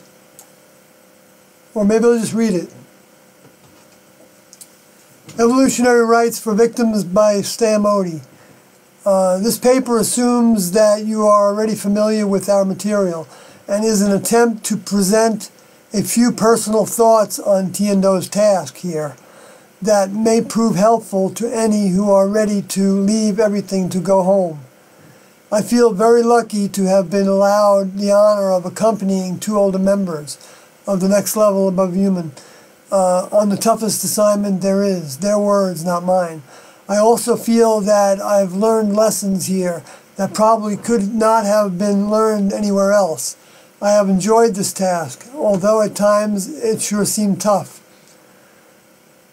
I could be wrong, but think that the two main purposes of our task were, one, to individually work on overcoming the human characteristics of the vehicles and discarding influences assigned to us, thus gaining strength and hopefully qualifying for a next level vehicle upon task completion, and two, to set the record straight, provide assistance to the human level, which we feel is being victimized by the space aliens.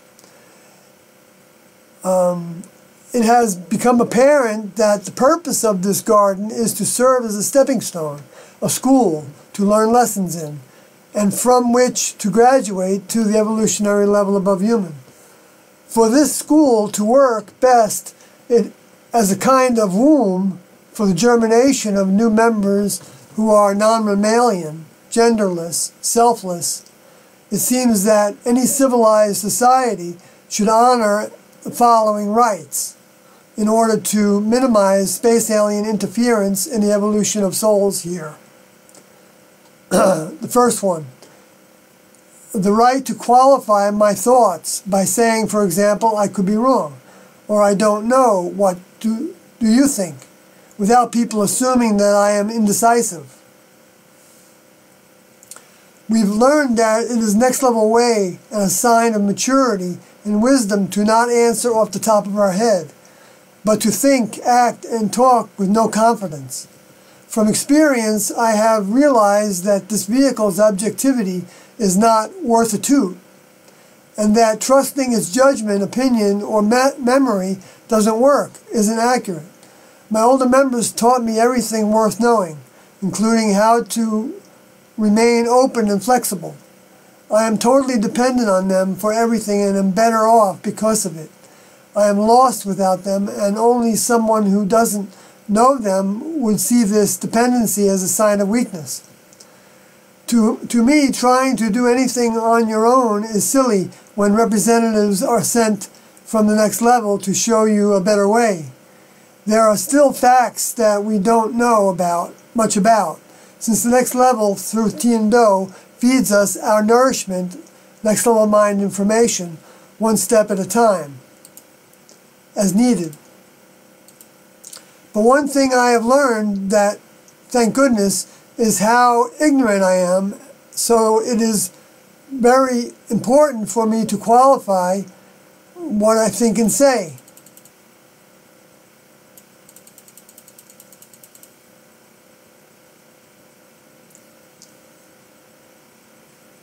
The context of this, I want to talk about just a little bit. It seemed that he's awful against himself, right? And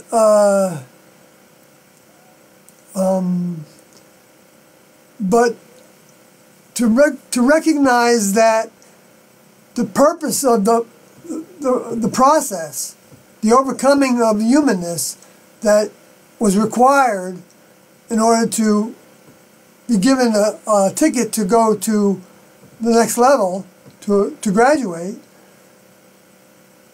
required that we leave everything behind in the human kingdom, even our self-confidence, that we can, self-confidence is fine in the human kingdom when you need to be confident, about the job that you have, or the skill that you learned in order to save somebody from death, or whatever it is, in order to, earn money, earn sticks, according to the way Tian-Do talked about money, in order to feed ourselves and live. So there's nothing wrong with the opposite of all those things, but to gravitate towards next level behaviors and ways means that we're going to get rid of that confidence when it comes to things that are next level. Like, for instance, like even Norodi and Milodi had jobs in the world while they were members of the classroom that required them to be confident. And so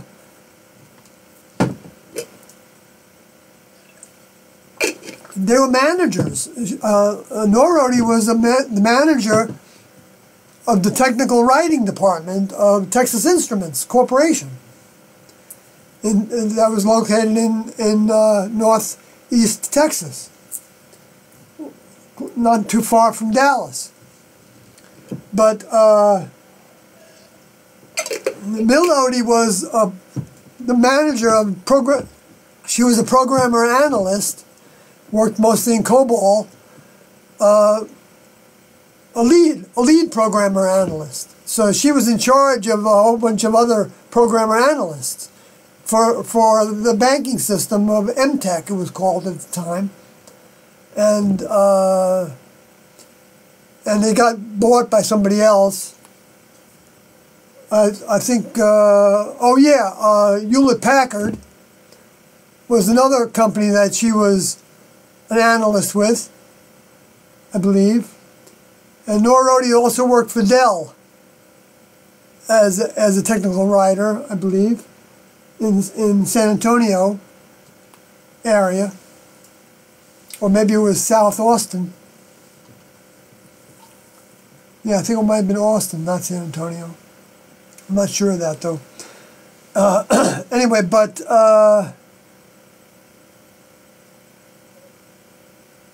And then I had jobs too. I was a programmer and I was a cook. And while I was doing those jobs, I was required to be of value to my employer, the value that they were paying me to be. So I wasn't there to tell them about the next level.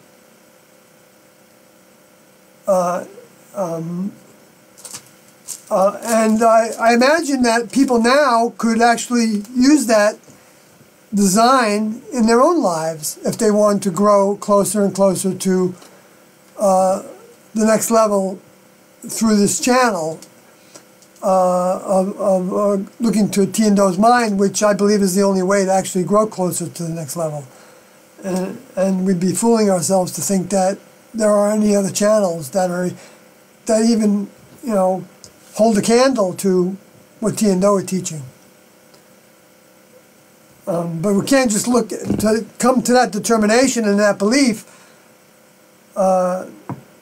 if we just single out similar things in the teachings of others, then that's not seeing the whole truth. I mean, that's not seeing everything that Tiando are teaching and the uniqueness of those teachings, even in terminology and everything. It's the most powerful information on the planet.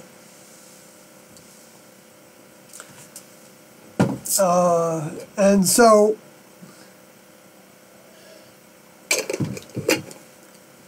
losing confidence, and I could be wrong, you know, there's a lot of evidence of that. I've had evidence of how I saw something in the wrong way. I wasn't right. I thought what I saw and remembered was correct, and it wasn't. And you know, maybe that comes with getting older in my vehicle. You know, that kind of helps us in that direction, I think, or you know, or for other reasons. But so anyway, I just wanted to talk about that.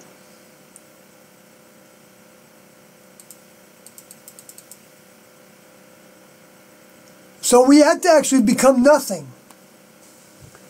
And Tiando said that it was hard to become nothing. And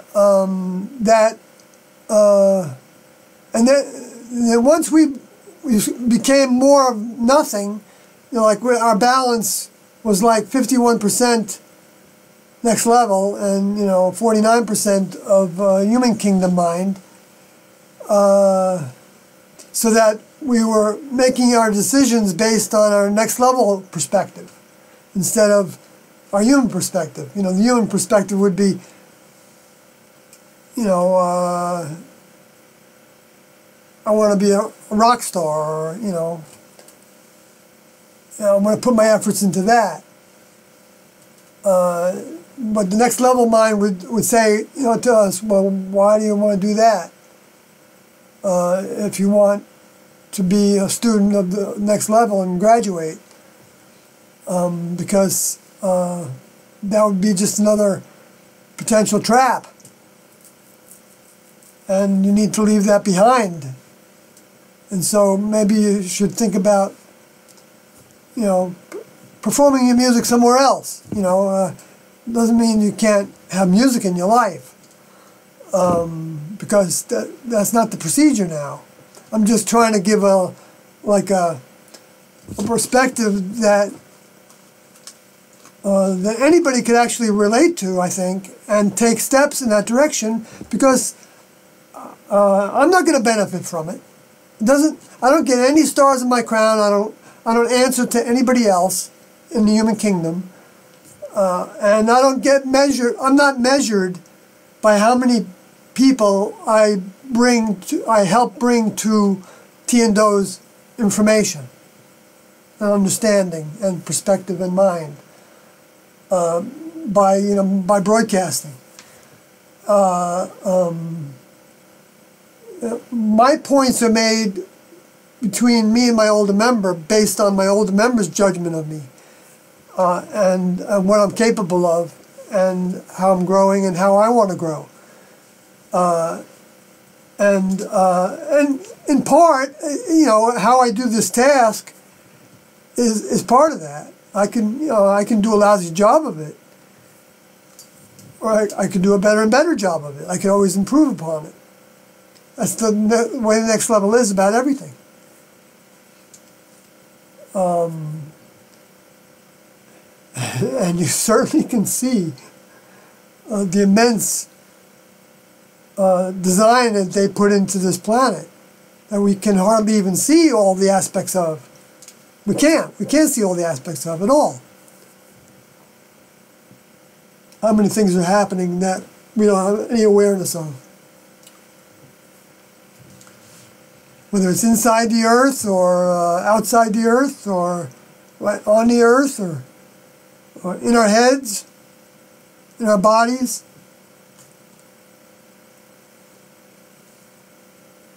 And like Daniel said, that knowledge would be increased during this time. The end days is the way I think he put it. And because of that knowledge being increased, it prepared us to actually see the more of the mechanics of the next level, or the technology of the next level.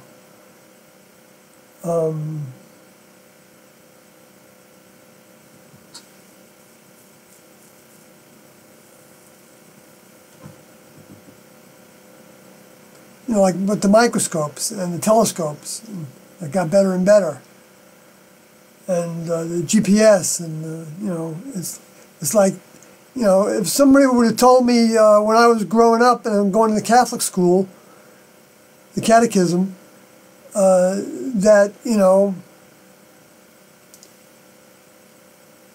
humans would be talking across the globe, and that you could see a human from space, through a satellite,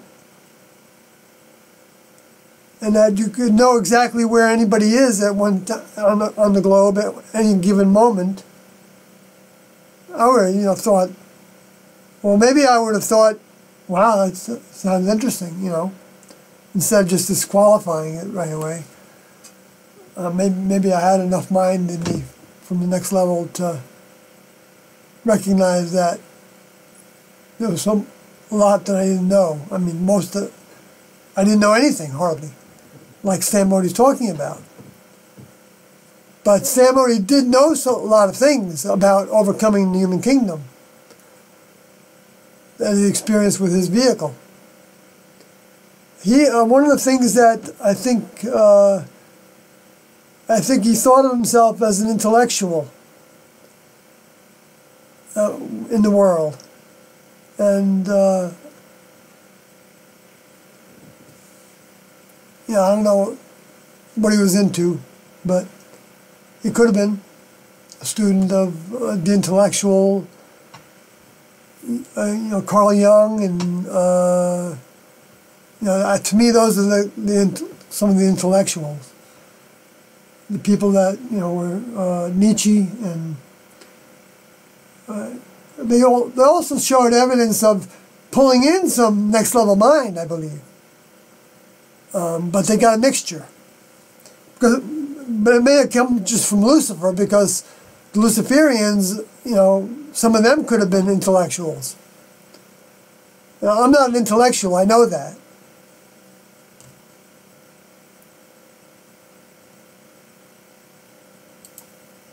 People can run rings around me with their intellect. I'm not saying it's all bad. It's not bad intellect necessarily. It can be. It can be just a bunch of gobbledygook, psychobabble. Like Doe said about the experts with the joke. He said, "What's an expert but a has-been drip?"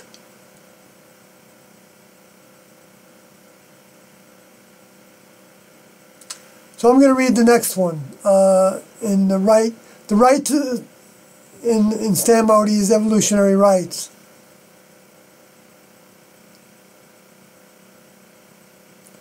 The right to stop being so victimized, to sober up from the drunken state induced by engaging in sensuality, drugs, and various family and religious activities that keep humans so preoccupied with concerns of the world that they seem unable to recognize facts that contradict everything they have been taught.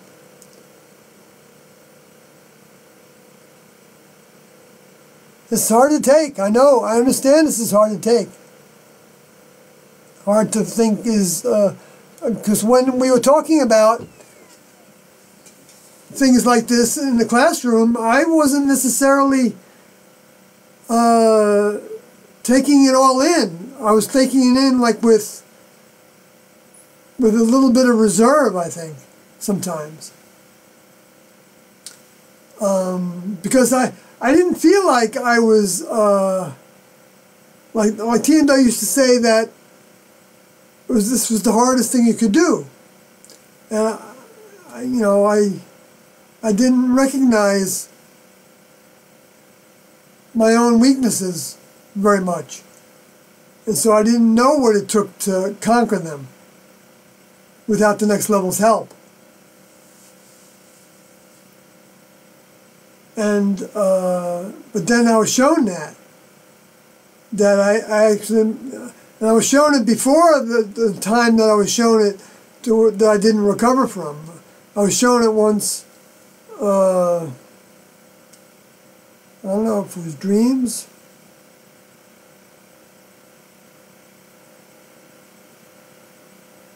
It's very vague in my head. But I remember coming away from it thinking that I had felt exposed to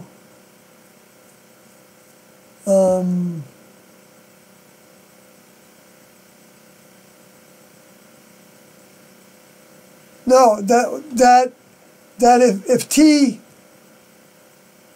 wanted to,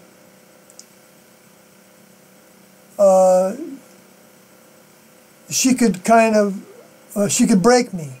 I could be broken easily from my discipline of sexuality.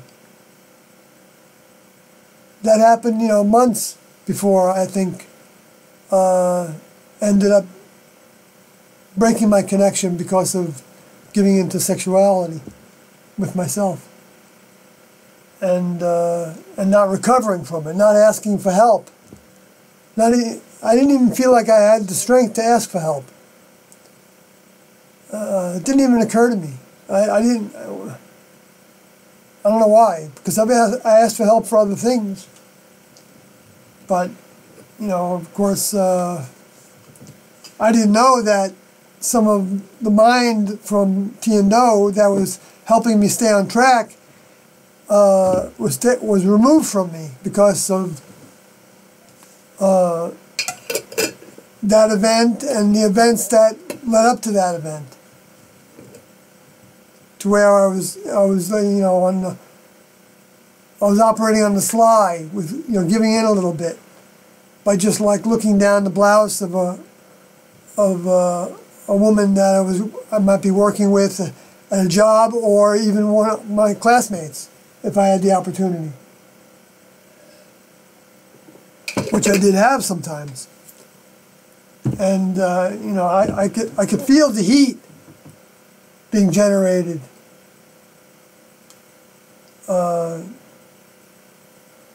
by just looking at something for a few seconds. And that in turn would result in my having a nocturnal emission not long after that.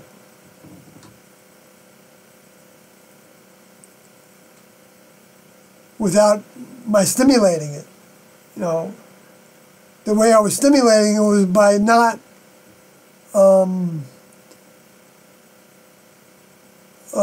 employing the methods that we were given to get rid of influences, which would be label it and then put up a blank card so you don't hear the thoughts, like a blank cue card.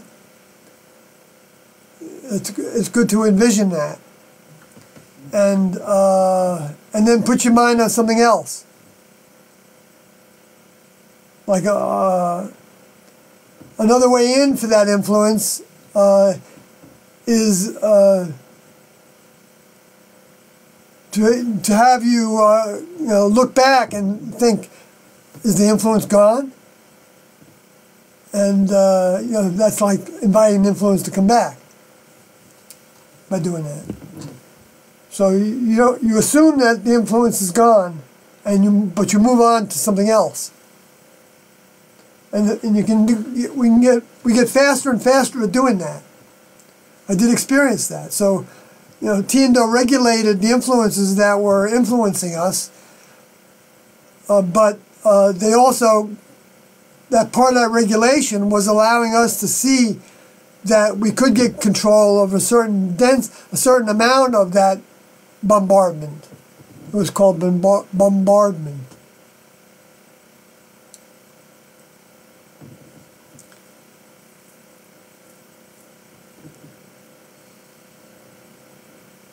And I was able to see that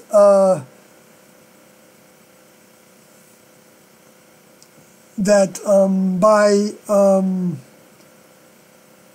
I could get faster and faster at it, and I could recognize the influence even before actually having any words register in my head that would associate with that influence. I mean, I learned to stop the thought midway when I felt like it was going down a certain road, and it has a vibration with it. So it was even I think it's kind of like a hologram. Maybe you can think about it that way, to where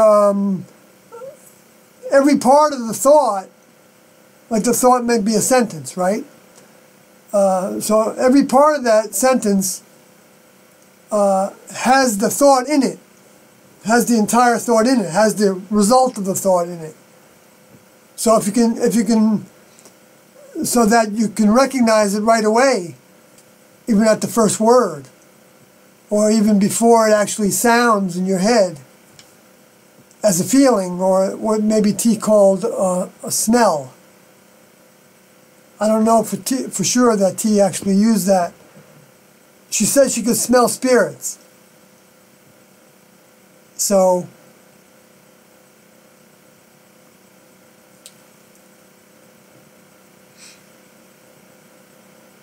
and it was interesting that she said that when you go back to Genesis, where it talks about how Adam was created. So there was an Adam vehicle that was created from the elements of the earth, and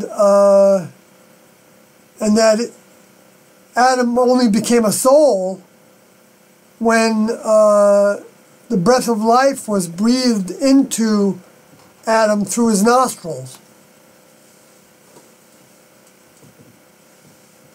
So maybe that's the direct pathway, you know, so to the mind, to the brain and mind.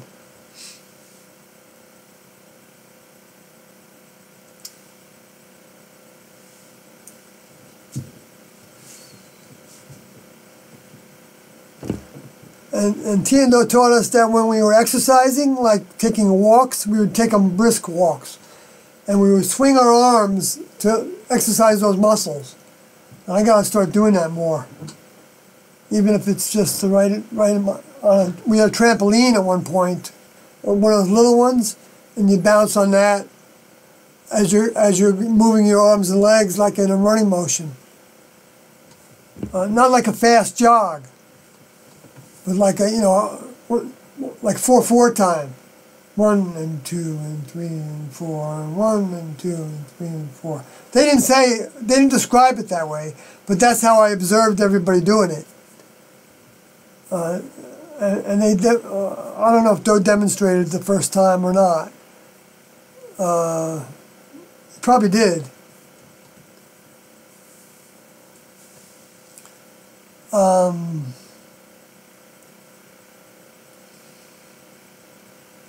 But we took walks outside when we were when we lived someplace where we didn't have a lot of neighbors around to see different people. even though we did do some walks even in suburban areas where there were neighborhoods, but we all looked kind of the same, so I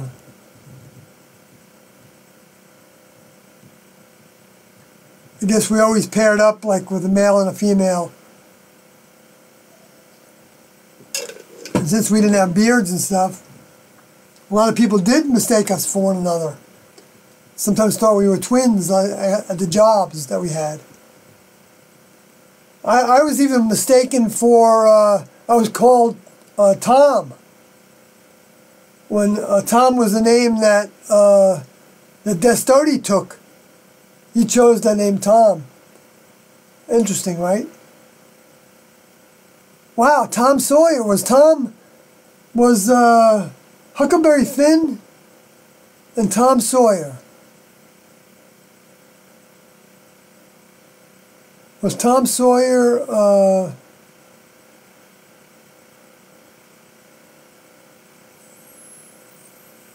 a dark-skinned American? A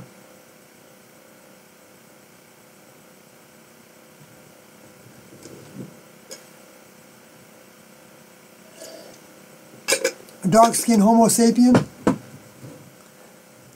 Or dark-skinned human, I guess.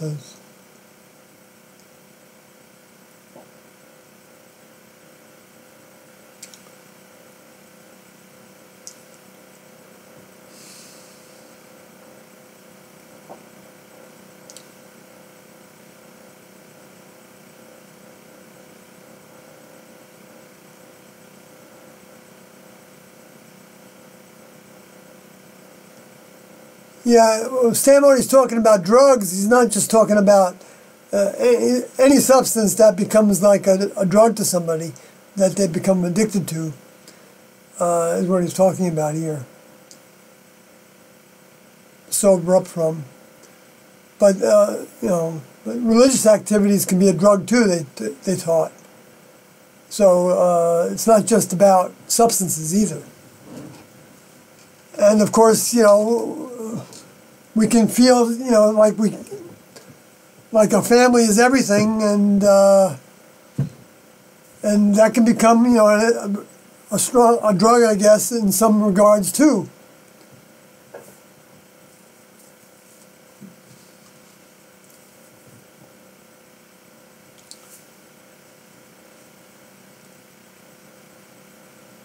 And then I'll continue to read from Stan Mody.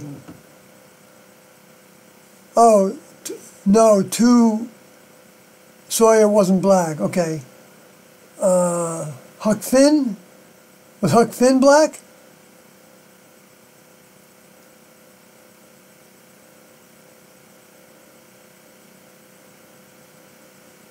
I can look this up later, but if you happen to know.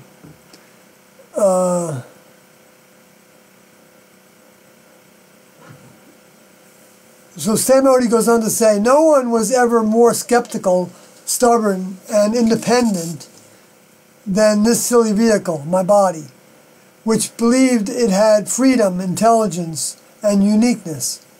The truth of the matter was that this vehicle, like all others on this planet, was a slave to its programming and a victim of the radio signals promoting addictive behavior beamed at it by the space aliens.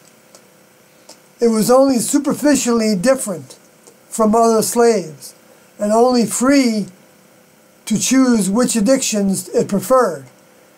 It is the way of the next level to give everyone a free will choice and not sell their ways or recruit new members. As far as we can tell, all human vehicles currently have destructive genetic programming. They have become the unknowing victims of misinformation and degradation, and are kept blinded and ignorant purposely by the space aliens in order to carry out their own agenda. My classmates and I have occupied human vehicles for over 20 years and know well what the programming is here.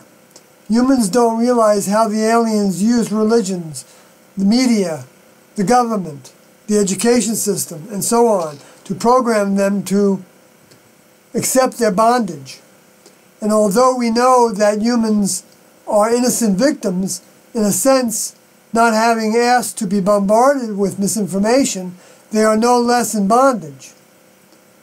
Part of our assigned task is to try to present the facts as we see them in hopes of liberating them.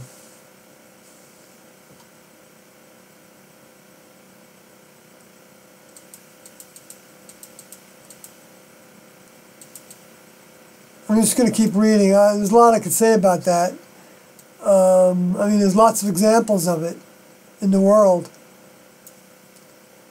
I mean, look at the way the media talks about, they frame their discussions to leave out some of the biggest things that are going on.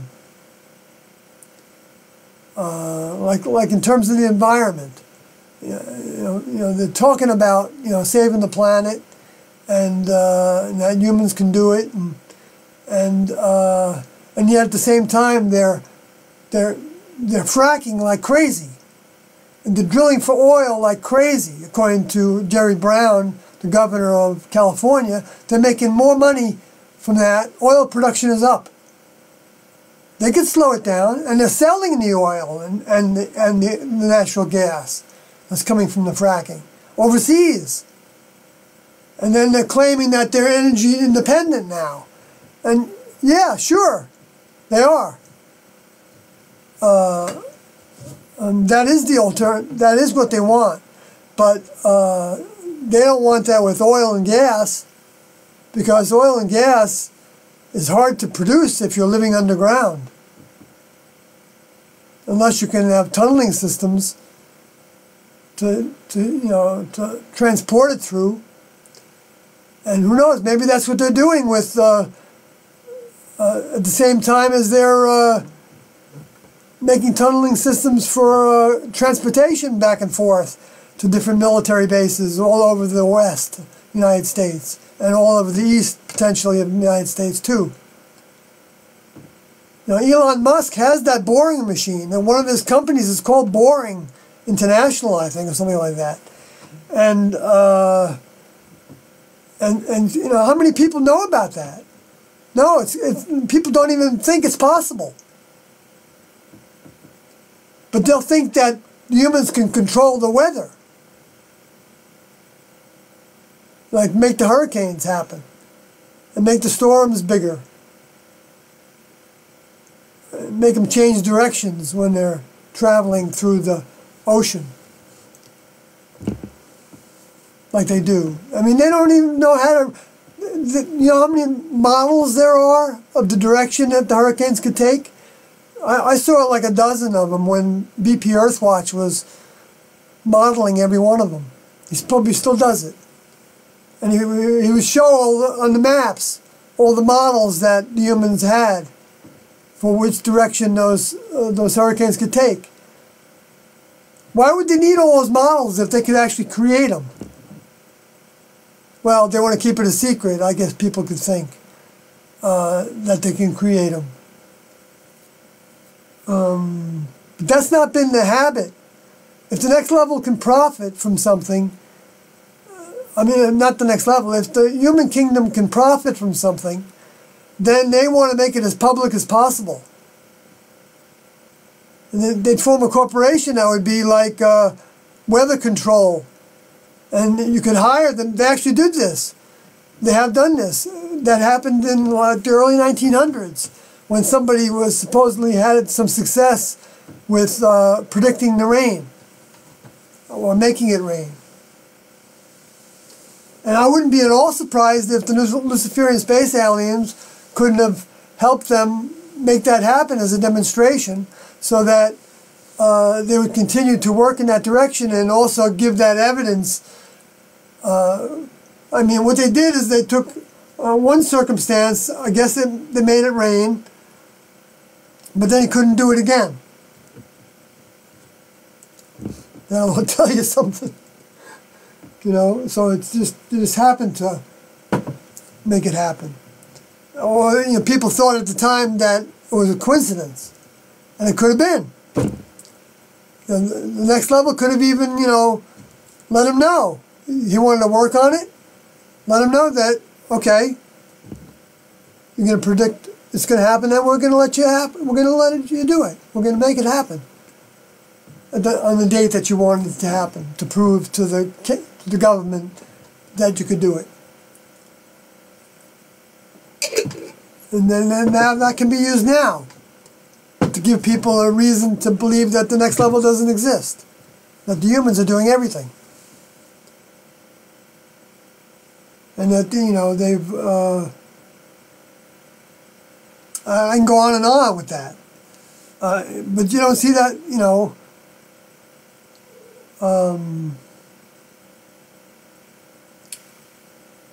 You might see that on the news, but you won't see it on the news talking about the next level doing it, and being able to create the storms. Then it's just nature, right? So it's Sam is completely right. Think about how many people, ourselves, are included in it. Because I remember when I went to a Jewish synagogue to actually watch the movie An Inconvenient Truth that Al Gore made, and when I came away from that movie, I believed it. I believed that what he was saying was true, that humans were causing global warming, and by the carbon dioxide output, and other gases. He didn't talk about those other gases then at that point, though. But then I was visiting with a friend who was like I knew to be like a scientist kind of guy. I mean, he knew answers to questions that I didn't know about, you know, and talking about, you know, what the atomic weight was, and he just, you know, off the top of his head, he knew all these things. And so I would whenever I was visiting with him, I would pick his brain. And I would tell him I told him about that UFO sighting that I had in 1976. That was like a big Z in the sky. You know, it changed directions twice at a 90-degree angle. And it was going like the speed of a meteor. Big, bright light. Anyway, and I told him about that. And I said, you know, what do you think of it? And he said, it doesn't sound like any of the physics that we have to be able to do that. That there could be anybody inside of an object that was doing something like that. And I didn't know if there was somebody inside of it or not. But I don't doubt that the next level could have had somebody, that could have been a spacecraft.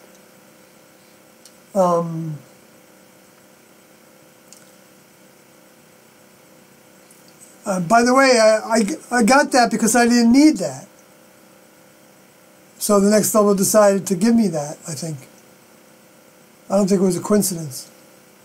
I remember thinking at the time, I wonder if there's anybody that's intelligently driven. And then not too many years ago, I was telling that story on the street playing music. I remember thinking, you know, that everything is intelligently driven, isn't it? That's what genetic code is, that we know about. Everything that we know about is intelligently driven. Of course, it depends on what you consider to be intelligence, whether it's a positive intelligence or a negative intelligence. A next level mind or a human mind. That's the difference. Not that humans are bad, and you know, we have to get past that, thinking that humans are being put down by the next level, understanding that there is a kingdom above human. It's the same relationship that a positive-minded adult would have when that became that's in college or, you know, above that, and they're looking at the 5th graders, you know, just working with, you know, elementary math. or 6th graders or 10th graders, or even, you know, the algebra people. You know, you would, if the person was made of anything good, well, they may have an ego, so I can't say that they're not made with something good. That would be inaccurate to say that. But if they had a certain amount of education in next level behavior and ways, then they wouldn't look down on those people that only knew algebra.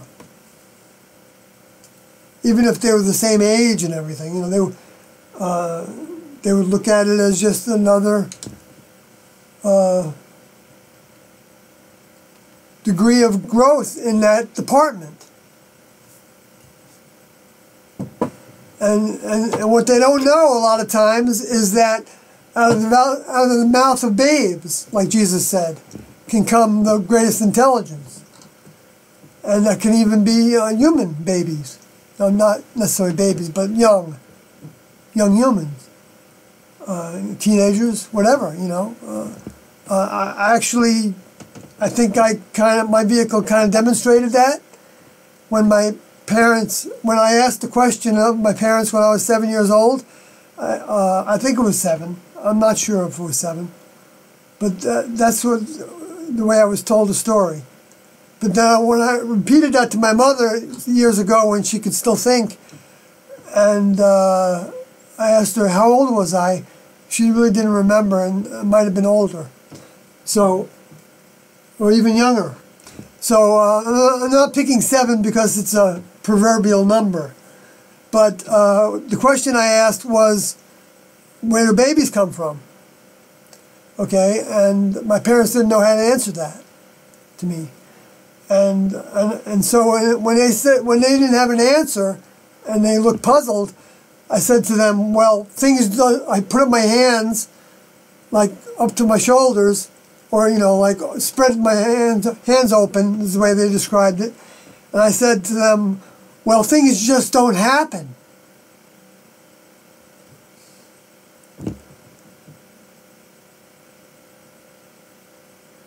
That's the next level mind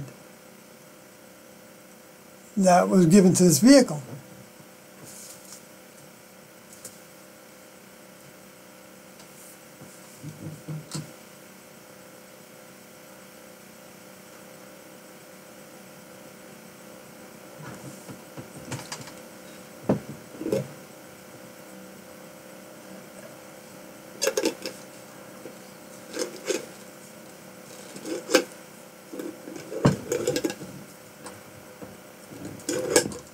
Come on, put that on there, right?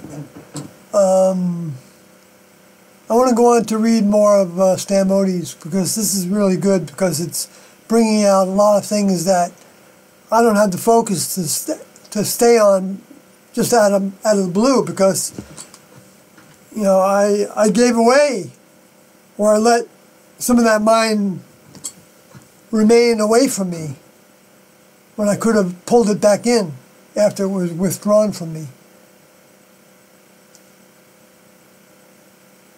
But it's all good, because if we make a positive out of the negatives, then it's all good. And we're not the judge, really, of if we're making enough of a positive out of the negatives. We can't judge ourselves. I mean, we can judge ourselves to the degree that we can recognize the things that we want to improve upon. Nothing wrong with that. And take responsibility for the things that when we know that we made a mistake, and own up to it with individuals that were affected by that mistake, you know, in a negative way. If we can. If we can't, then it's just between us and the Lord.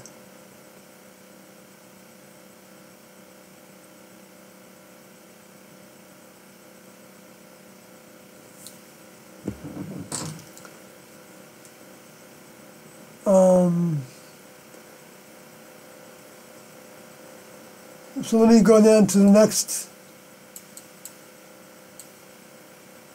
This is the next right. The next right, according to Stan Modi's evolutionary rights, for humans to be able to have is the right to true religious freedom, the right to go counter to the standard religious programming, the right to join a non-mainstream group, no matter how different their belief, as long as I don't hurt others, without being viewed in a negative light. So that's like to join a cult, the right to join a cult. But then when we see things that are happening that are hurting others in any way, mentally or physically, that's an indication of if it's being generated by the leader of that cult, well then you need to get out of there as soon as possible, in my opinion. But if we don't see any negatives, then as long as we feel like it's offering us growth, then stay with it. I think this is what this is saying, that it can be a positive. Join a non-mainstream group. Okay? Then Stamodi goes on to say, to me, religious freedom means the right to go through a metamorphosis undisturbed, to try to evolve by renouncing the world and choosing to leave this level behind. It also means having the right to at least try to be brainwashed, wash my vehicle's brain of all corrupt programming and replace it with next level programming, in an effort to become a new creature that can circulate in a new world. We have found that it is not easy to be brainwashed, even when trying our best. And I feel my best chance of getting the facts, truth, straight, is to be free of human programming. What would really interface is to be deprogrammed. Let me start over with that. What would really interface is to be deprogrammed for my own good, by someone wanting to save me from myself. Oh, I'm sorry, I said the wrong word, I misread it. What would really interfere is to be deprogrammed for my own good, by someone wanting to save me from myself, like a deprogrammer from a cult, is what it's referring to here, in part. But that programming could be anything. It could be a parent that doesn't like that their child is working as a prostitute when they're an adult, and so actually kidnaps them and then puts them in a home or something, or tries to help them get arrested, so maybe they wouldn't do it anymore. And does things like that, hurting somebody, but thinking that it's tough love, But humans don't have the right to do that with anybody else, I don't think. Maybe there would be some circumstances where it would be a good idea, like if somebody was, injecting drugs and killing themselves and even harming other people, then to me that would be an act of tough love to take that person out of their will and give them a rehabilitation opportunity. And so I don't know that Tiendo would find fault with that. I can't speak specifically to it, though.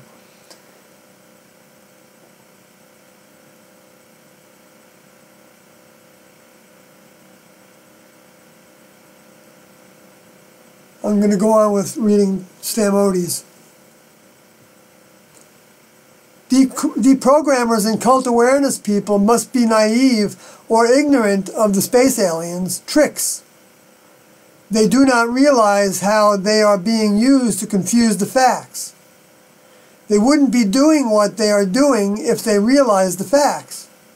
That misinformation is so common and real information so rare on this planet, any group having a glimpse of it would be labeled a cult by the mainstream, who make the rules and define the terms. Those who support the status quo unknowingly throw out the baby with the bathwater.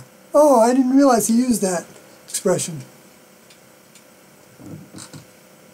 Debunking all unusual groups automatically means attacking any real representatives of the kingdom of heaven.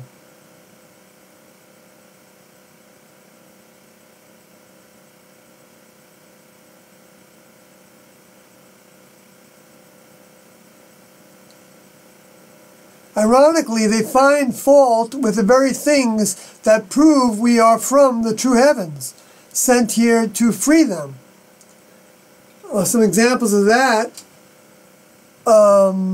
would be finding fault with the way individuals left all behind. When Jesus was talking about that, and what he said was, well, I'll find it.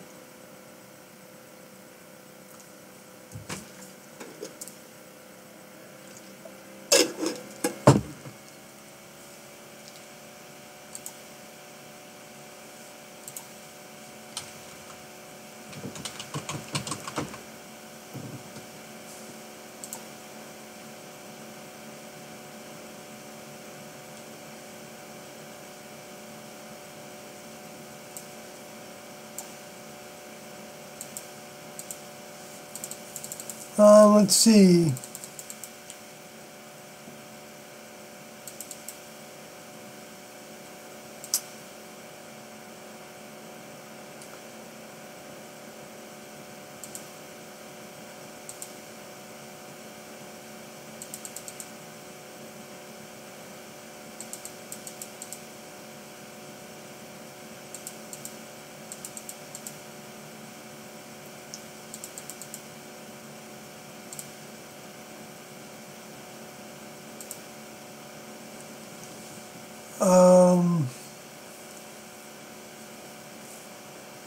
Well, one way he said it was that there would be a time where, in the return, that a brother shall deliver a brother to death, and father and child, the father, the child, and the children shall rise up against their parents and cause them to be put to death. And there's evidence of that happening. Like, for instance, the school shootings, or like the children, killing other children, but also killing adults, and that's an example of, maybe a little example of it. And that people with, you know, their families are being broke apart by their, I think, their political leanings, and their religious leanings, or their anti-religious versus the religious, and you know, gay versus straight. You know, families are being torn apart by, they're tearing their families apart by not accepting, not being tolerant of others, and being judgmental of others. But that's not the actual verse I was talking about, which is another one of the signs of the times. And I'm afraid to say, even though I don't like seeing it, it's going to escalate.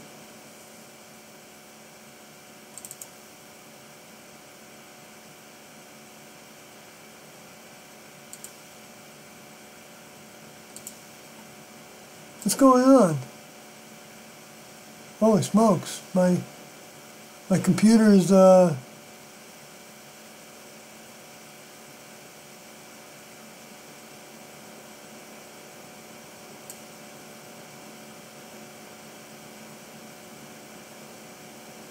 don't know what that was. My computer did a hiccup. Just went into, I think I might have some kind of virus. I had the weirdest thing happen to this computer the other, a couple of weeks ago. I got a screen that was the craziest screen I ever saw. And it's like, it was like this, like the corner of a box. But I could see three sides of this box. all of the sides were different shaped, coming out of the right side of the computer, and then it had these stripes on it, sort of like different colors. Then it had something else on the other side of it. There was nothing uniform about it. It was like this, and my computer was really slow during that time. I don't know. I don't know if, you know,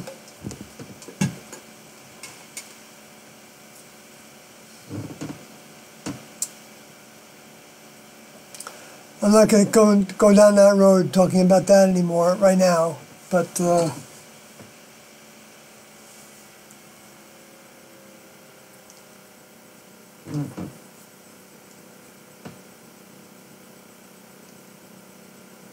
so let me go back to what's going on.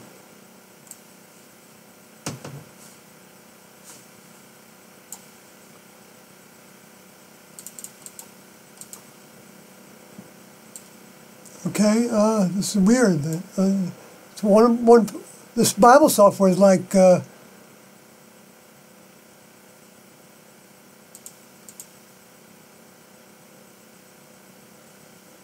okay, so this isn't a commandment that Jesus is giving.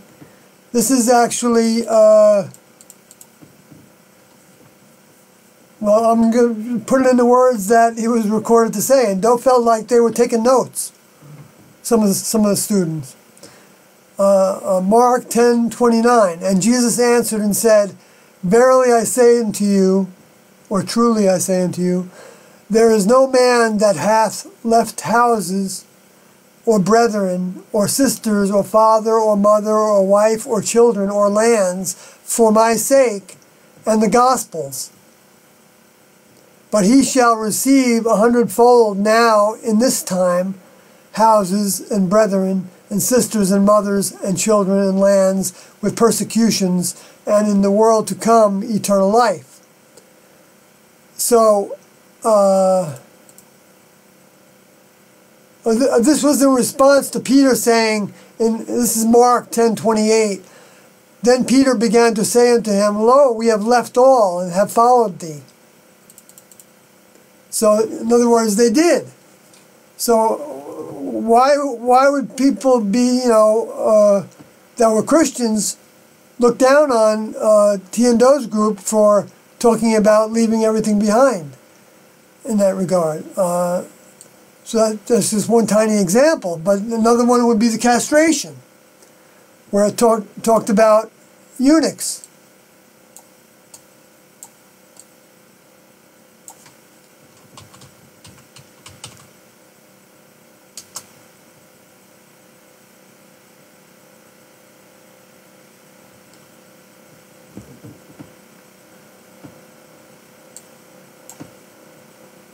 And I'm going to read that one. Now this was okay,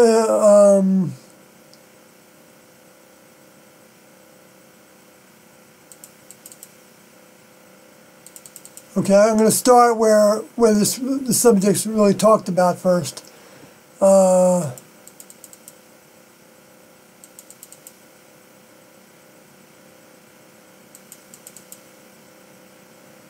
Okay, right here. So it's Matthew 19:3. The Pharisees also came to him, tempting him, and saying to him, Is it lawful for a man to put away his wife for every cause? And he answered and said unto them, Have ye not read that he which made them at the beginning made them male and female? And said, For this cause shall a man leave father and mother, and shall cleave to his wife, and they twain shall be one flesh. Wherefore they are no more twain, but one flesh. What therefore God hath joined together, let not man put asunder. In other words, he was saying that the next level's teachings were that there was no divorce. So he goes on to say, well, then the Pharisees went on to say, they say unto him, why did Moses then command to give a writing of divorcement and to put her away? And then Jesus says, Moses, because of the hardness of your hearts, suffered you to put away your wives. But from the beginning it was not so. And I say unto you, whoever shall put away his wife, except it be for fornication, and shall marry another, committeth adultery. And whosoever shall marry her which is put away also commits adultery. Doe said that adultery really meant not becoming an adult. And adultery had to do with not fulfilling the commitment that the person had with the person that they made the commitment to. But in the case of when the partner strayed from the marriage vow of just being dedicated to that one person, committed to that one person by fornication, meaning giving their loyalty to somebody else, and having sex with them as another form of fornication. There was two aspects to fornication: was giving our love to somebody else other than the Lord, and in that context, the individual that they were married to was the Lord, because that was the instruction that came for them to not put away their wives before that, and since that came from the next level, that was in service to the Lord, not having a false idol, idolizing one's partner. Well, I mean,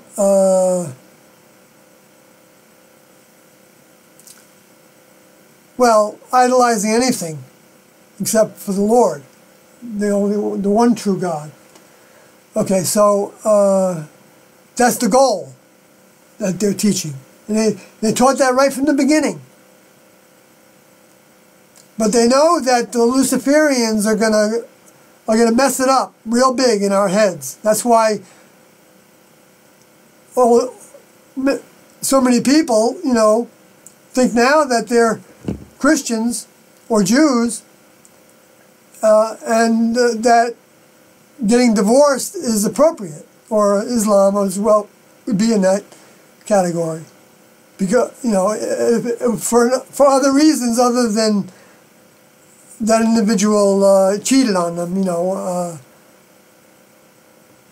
gave their entire self to somebody else, gave part of their self to somebody else.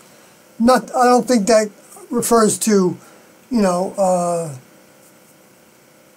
think it refers to conjugally, I believe, sexuality, giving yourself to somebody else, and like becoming their mate. It might not have anything to do with actual, it might be limited to the sexual acts that were procreative sexual acts. So, we need to stick to the, what was taught at the time, as being the rules to follow, to actually follow the straight and narrow as it is now. And I'm not saying that,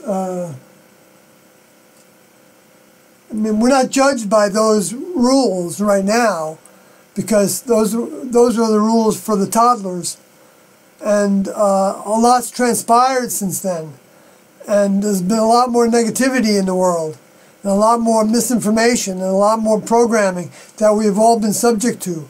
And so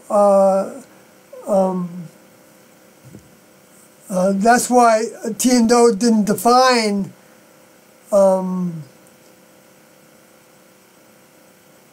that's why T and Do said in the end, in the final statement, that there were 3 categories of individuals who would go with them.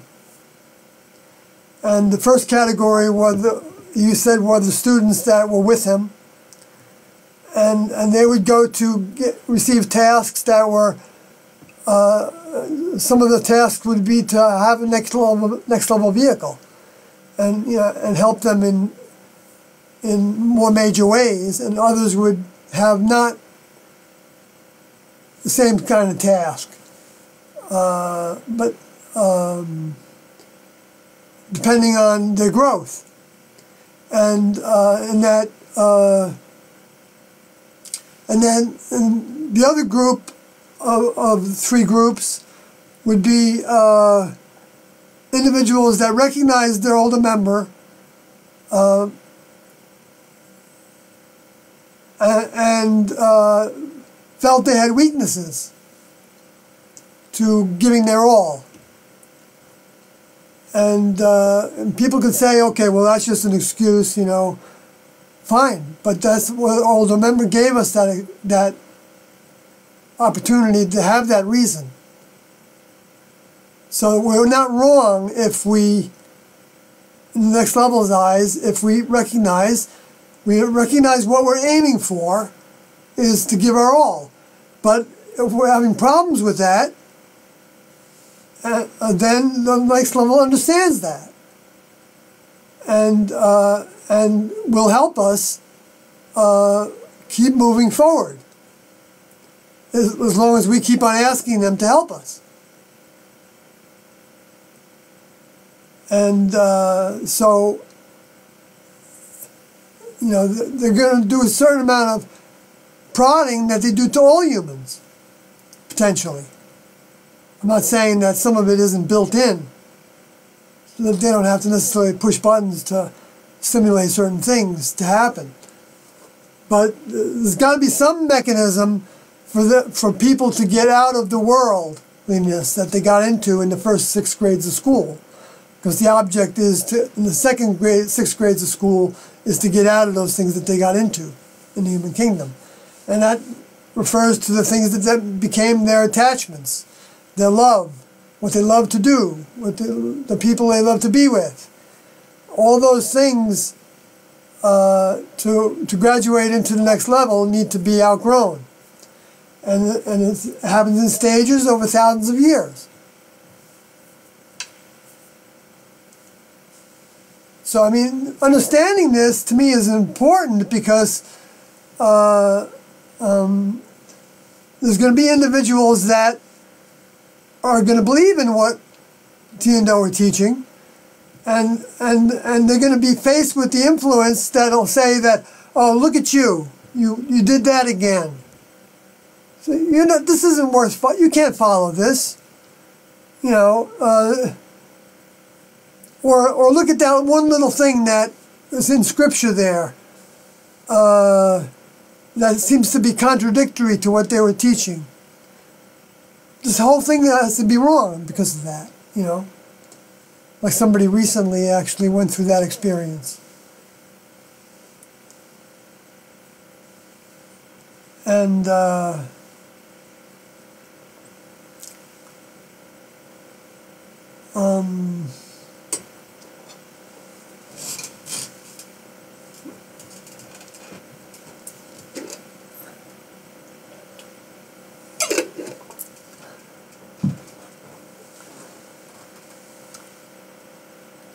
so let me go back to Stamodi.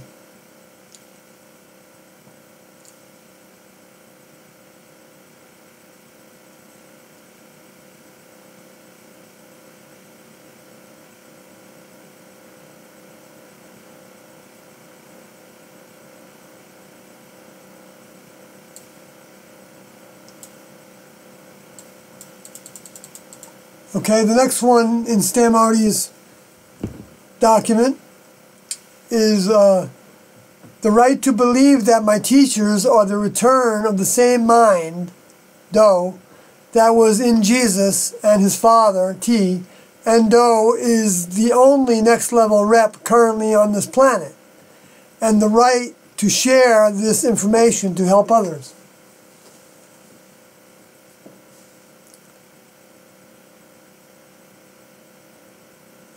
I'm going to skip over this because I've been talking about a lot of these things that he's talking about here over these broadcasts. But he's not giving any scripture to justify it. But I will say that he says in this, if I'm not mistaken, Do has had the task of playing the savior role twice to a world that doesn't seem to want to be saved. At least not if it means drastically changing and upgrading their human level behavior.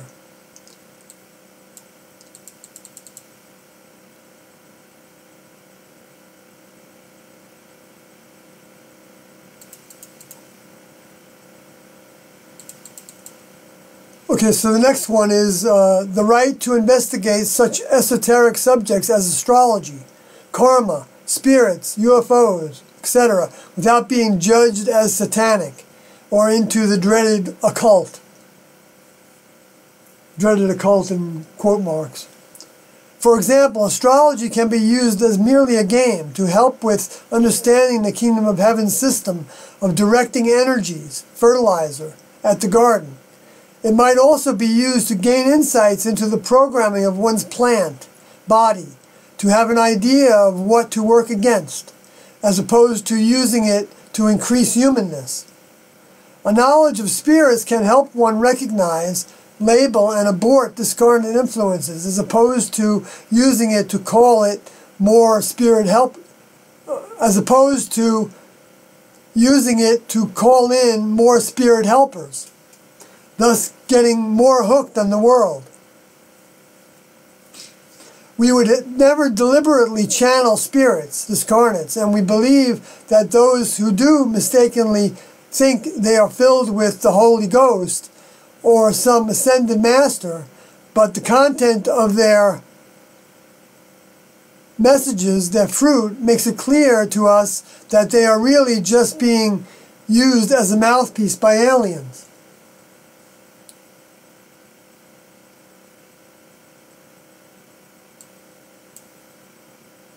I don't think I need to say anything about that. It's the right to be told the truth about all biblical research and discoveries such as the Dead Sea Scrolls, and not be protected from any data that might contradict the accepted dogma and threaten the church's authority. Good one. Yes. I'm going to keep on reading. For example, from what I've read, if the Dead Sea Scrolls are accurate, it seems that the Essenes were very radical in their beliefs, indistinguishable from the Zealots and Sicarii, who today would likely be labeled patriot terrorists. Their lives were committed to following the law of God at all costs, rather than compromising with the worldly philosophies and religions that dominated the area at that time.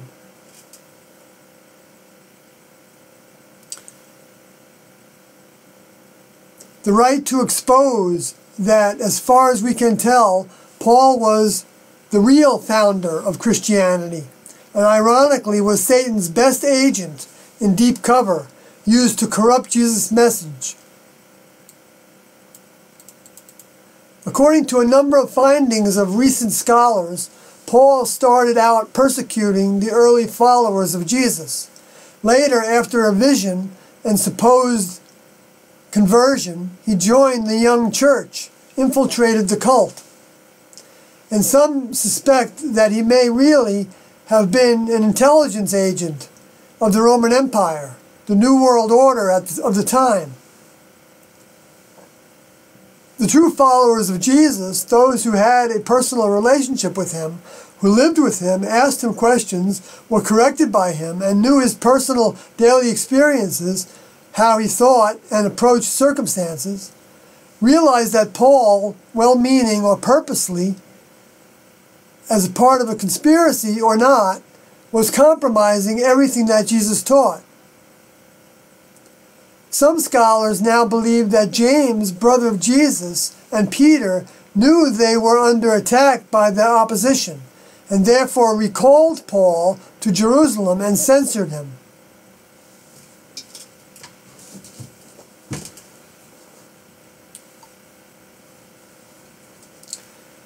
It seems that they tried at Damascus, possibly a code name for Qumran, a main militia base of the time, to help Jesus' message by deprogramming Paul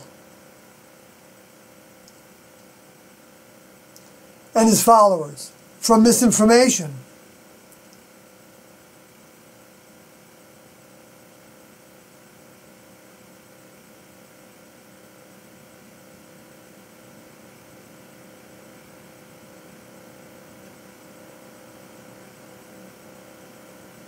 From misinformation, teaching him how to correctly interpret Jesus' overcoming formula. Interesting. I hadn't read it like this before. Whenever I come back to something that any of that crew taught, you know, there's always a lot more in it. Then when all else failed, I'm continuing to read. Then, when all else failed, new evidence seems to suggest that the more radical-minded zealots vowed to kill Paul, and the high priest of the Sanhedrin as traitors to the true church.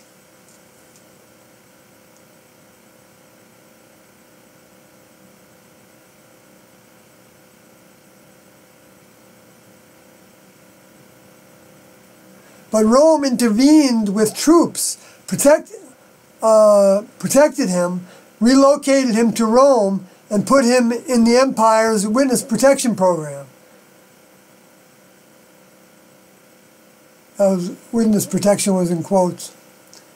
If this information is accurate, what are the ramifications regarding Christianity, the religion?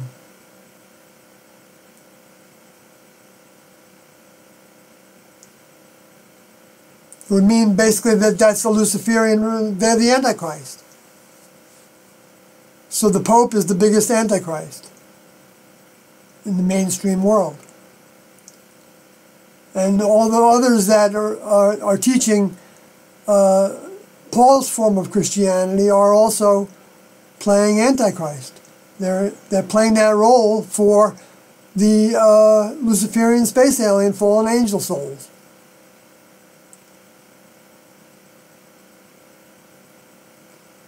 And yet Christians now are saying they're looking for the Antichrist. They're expecting it to be a person. And I don't doubt that it will manifest as a person. And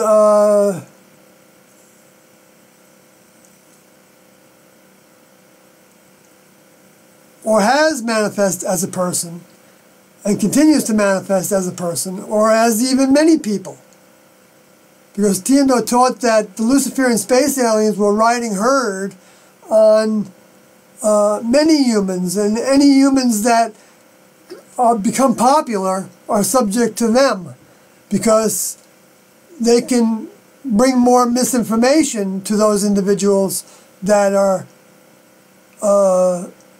gravitating to those popular people.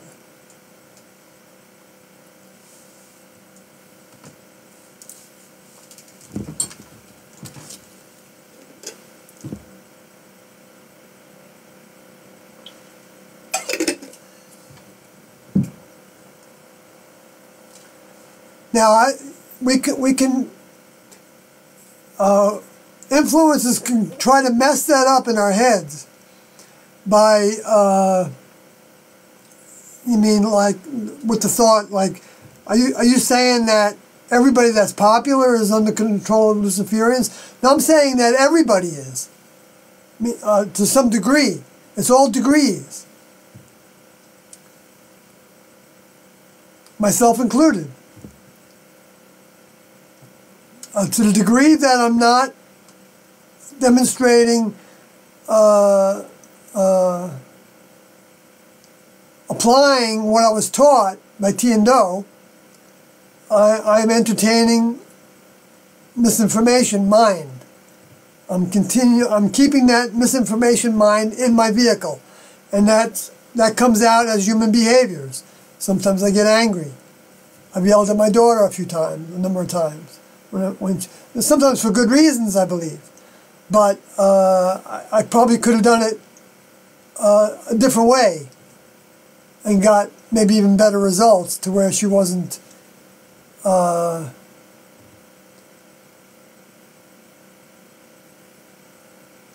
she didn't jump to conclusions if she heard me talking like emphatically about something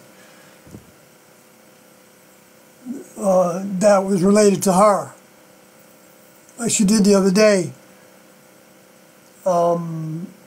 But I wasn't talking about her at all at that time, and she misunderstood me and she recognized it.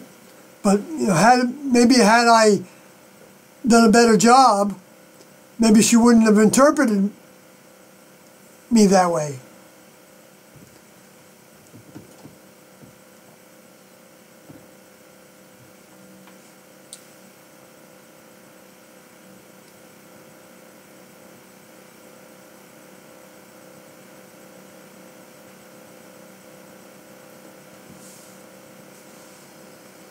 Boy, that's a mouthful there, isn't it? That statement. I was aware of this before, and I've tried to refer to it in the group. I'm not in the group, in my book. But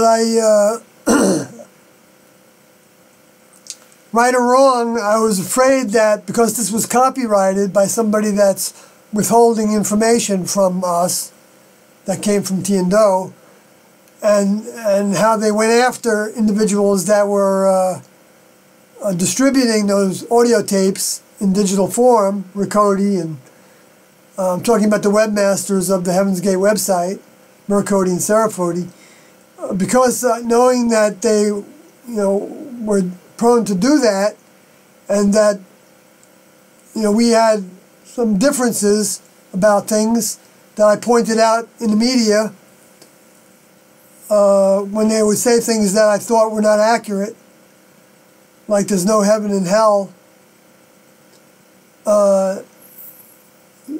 Because of that, I didn't want to take a chance that they would find a way to get my book off the shelves.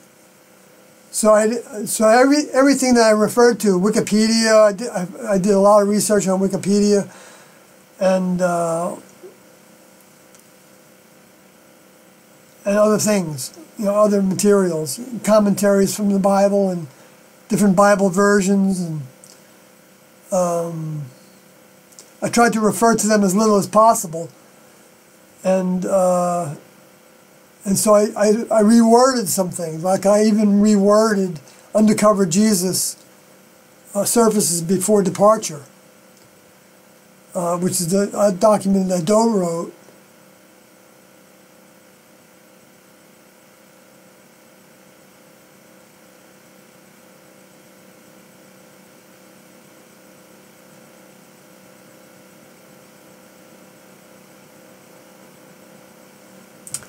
So, I still didn't get to the place I was headed towards.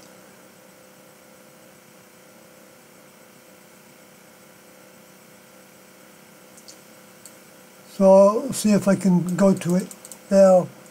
I'm past 3 hours. Geez, I need to close this really soon. So, the right to expose what seems to be one of Paul's main blasphemies, that no one needs to change significantly in order to meet the entry requirements, but can be saved and enter heaven by faith alone. I'm glad I kept her in reading.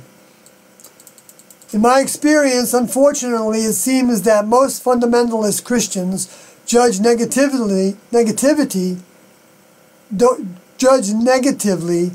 any group whom they see as following unscriptural doctrines and ethics, or whose beliefs are distinctly opposed to historical Orthodox Christianity. But whom do they quote as the basis of this judgment? Paul.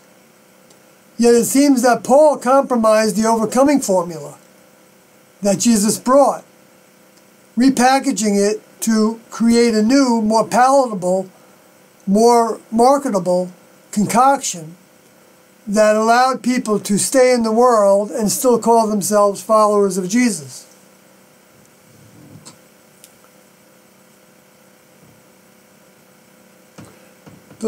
The Luciferians, space aliens, seem to have concentrated their main attack on the Judeo-Christian heritage, since that was where, as far as we know, the next level has done the most work.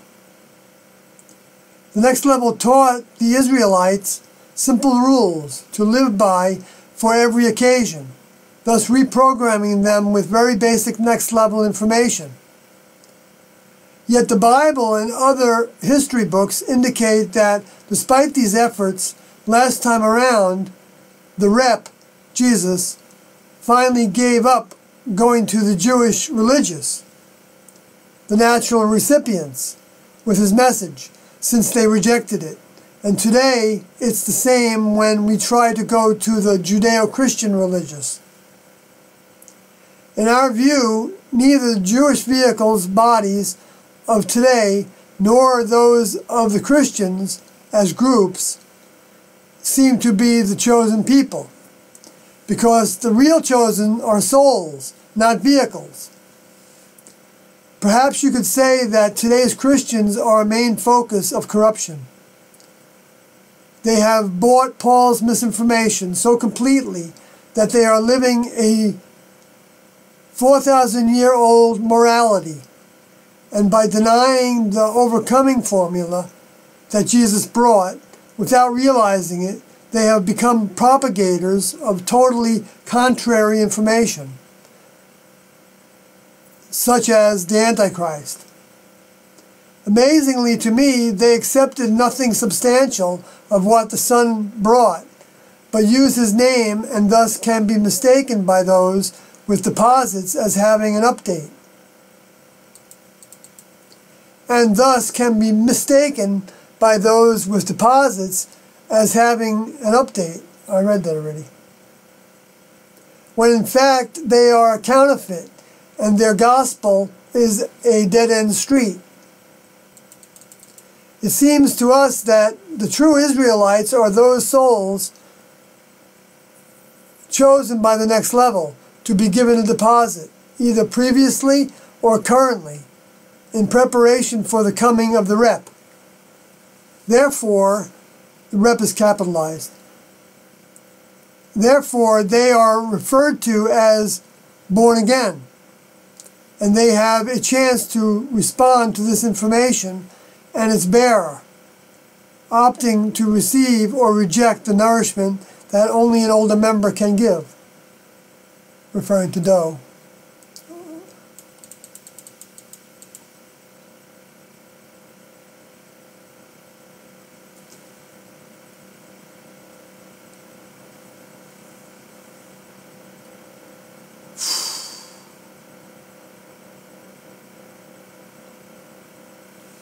I'm going to keep on going.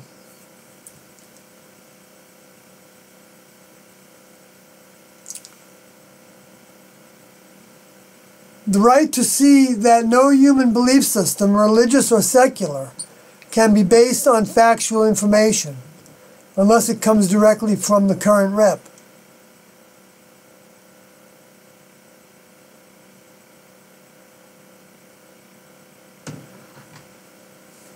Please note, however, that the next level reads people's hearts and monitors their actions, which speak louder than words.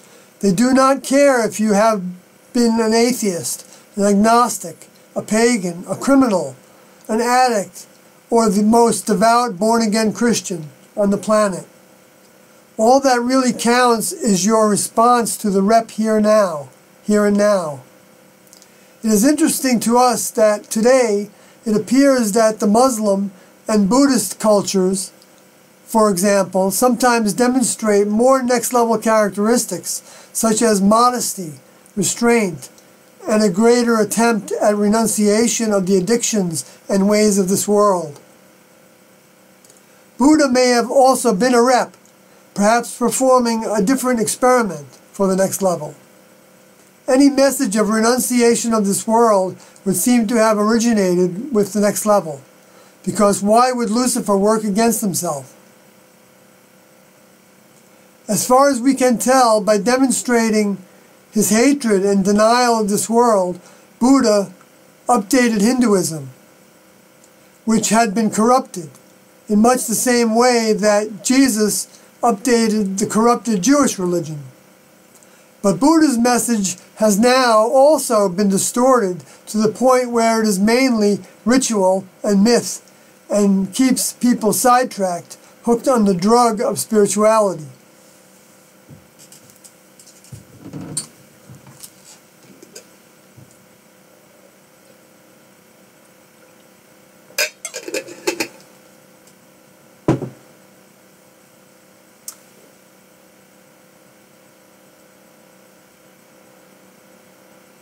To me, the situation regarding religions today is like having all computer program files, all original next-level messages, corrupted by a space alien computer virus, and only the next-level rep can restore to readability.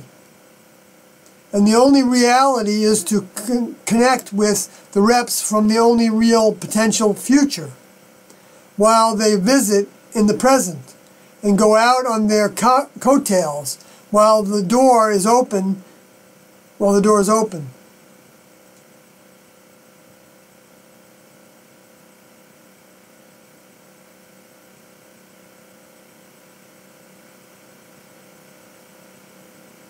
It's that simple, he says.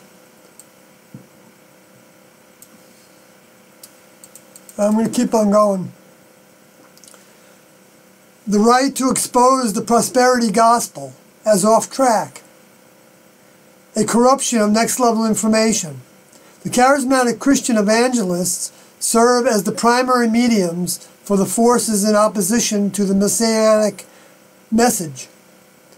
When they say, if you really had a relationship with the Lord, as I do, He would bless you with wealth, for He wants you to have a full life with wife, kids, grandkids, and even a rich sex life. If this were true, where were Jesus' wife, kids, and wealth in this world? Wouldn't it be only a counterfeit God that would reward prayer by giving things that increase humanness and bind people more to the world? To me, it seems that these evangelists are well-meaning, but are being used to pass on lies. If they and their followers don't wake up to what's really going on, we fear they are assured of death, because their urgency to change is effectively all but destroyed.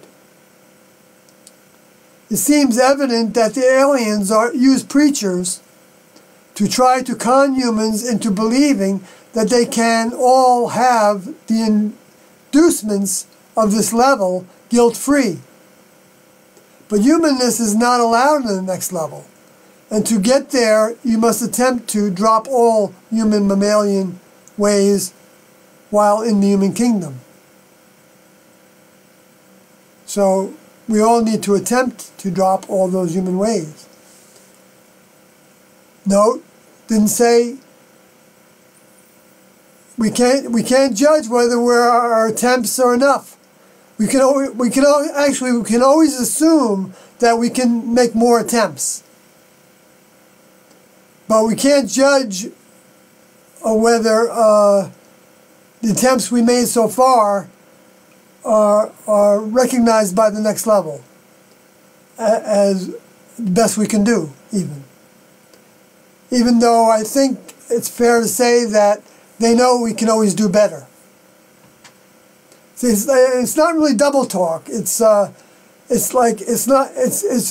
to get away from the influences that will judge us, to try to judge what we give to the next level, even to keep us from giving more to the next level. And the Luciferians will do that. They've done it. They've tried to do it with me, so I know that they can try to do it with other people.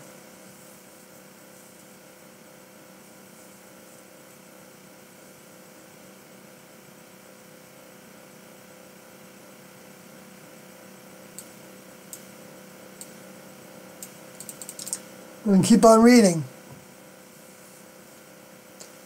The right to become a eunuch for the sake of the kingdom of God, to be non-mammalian, genderless, and celibate, mentally and physically, abstaining from all sensuality, and not be seen as unnatural or as missing out on something.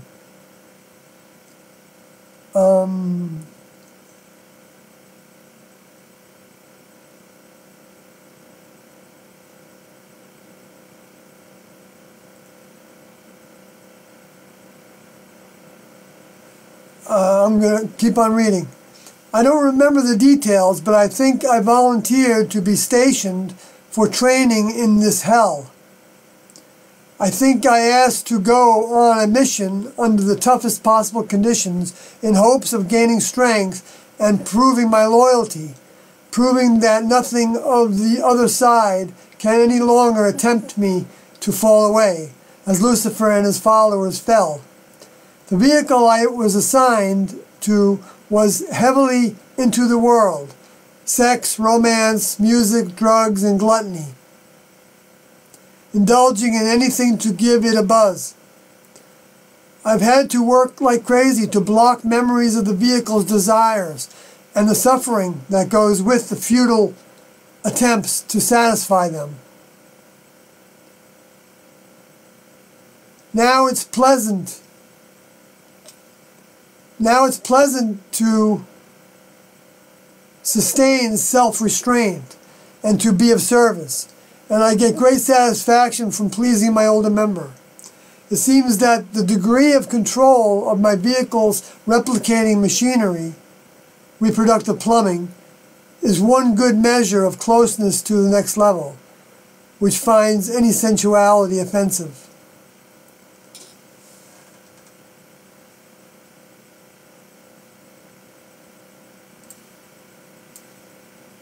It's offensive because it's a kingdom level beneath them.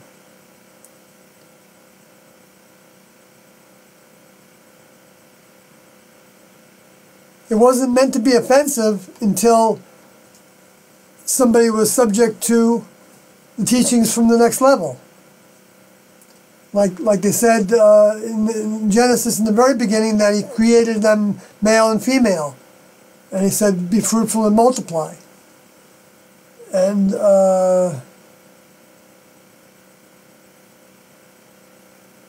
because that was the intention, but that wasn't the instruction for Adam. Because Adam was being tested to see if he would give in to breaking procedures and then going backwards into human behaviors.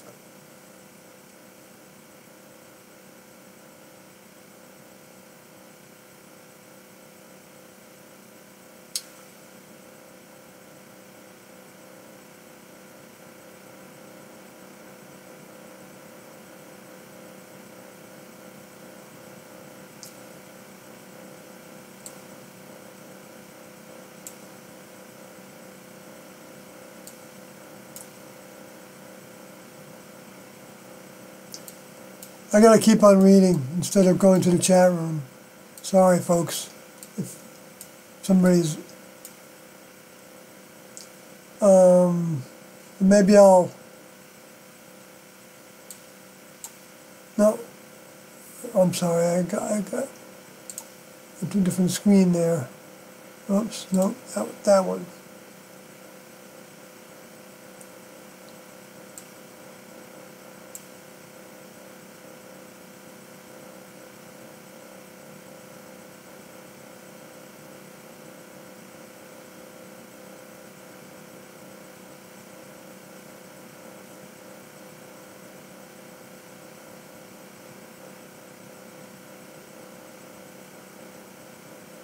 Yeah, I'm going to keep on reading.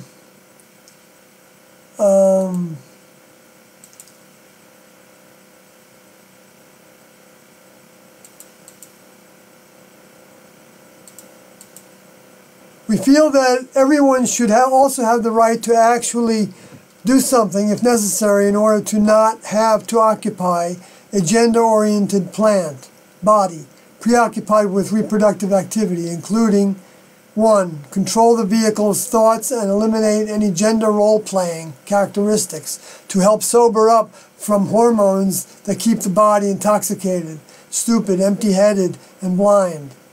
2. To find a physician who will prescribe medication designed to stop the body's production of reproductive hormones. 3. Have the vehicle neutered to stop the production of these hormones permanently. To the best of my knowledge, using sex magic, black magic, tantric, or Taoist techniques to raise the kundalini, to raise consciousness, open chakras, or to awaken the spiritual eye are all backwards distortions. My experience is that all you ever raise is Cain, and all you open is Pandora's box. To me, trying to overcome a reproductive level by using reproductive plumbing is about on par with fighting for peace.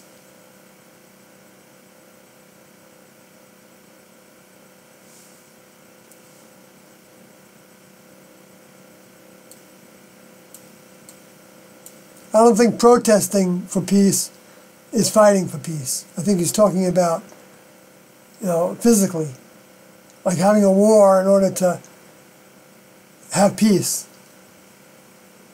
like the Iraq War and the Vietnam War and all the wars.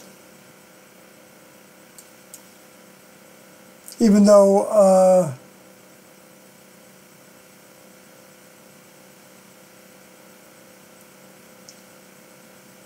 there's free will, of course, to do those things.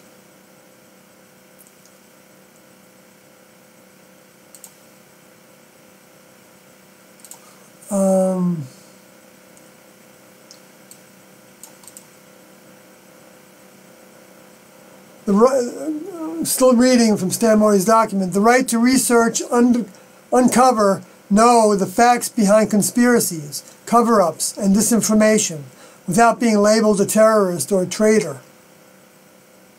I believe that the next level created all that is, including their opposition, so that a real alternative, a real choice would be presented to humans.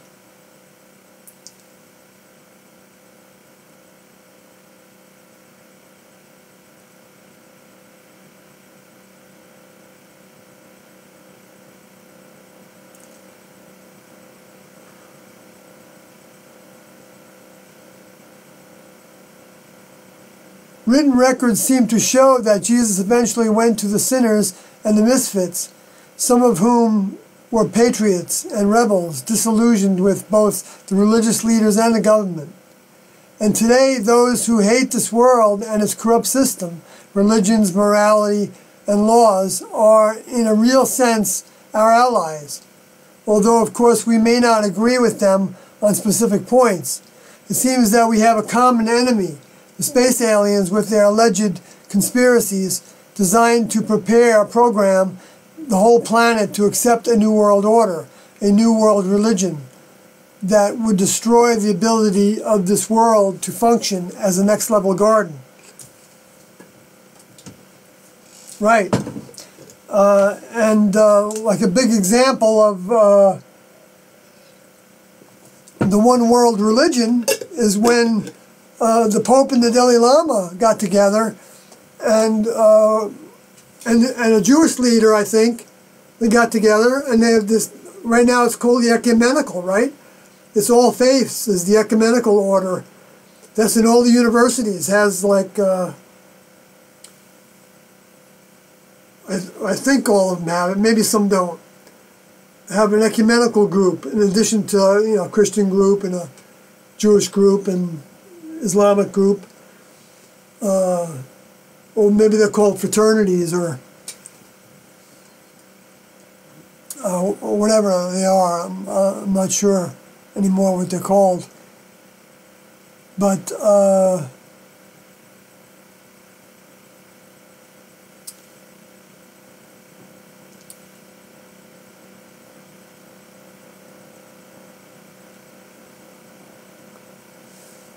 So I'll keep on going because there's a lot of pertinent information in this. However, it also seems that aliens have deluded patriots as well, sidetracking some into thinking their Lord would have them reestablish the original perfect republic or strive for Aryan purity, restore family values, including female submission to being second-class citizens, etc. In all honesty, my understanding is that these are not ways of the next level.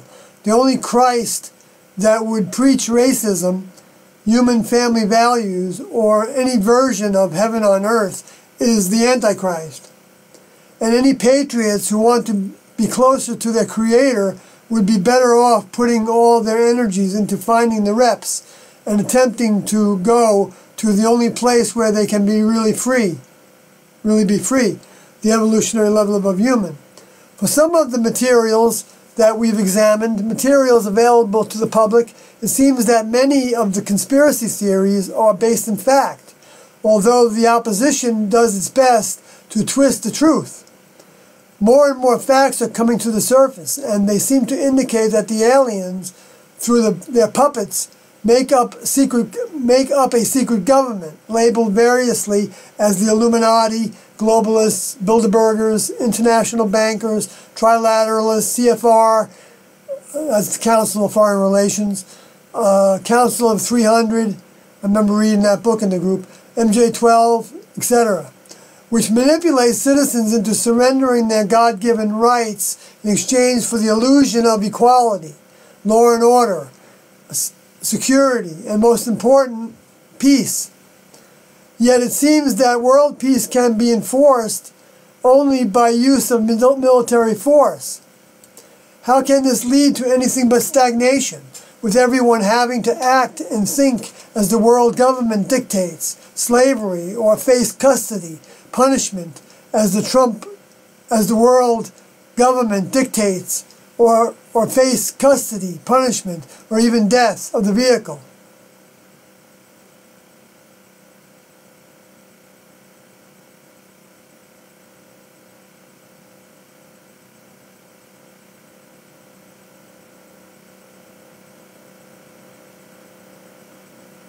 They seem to control almost all sources of information, programming.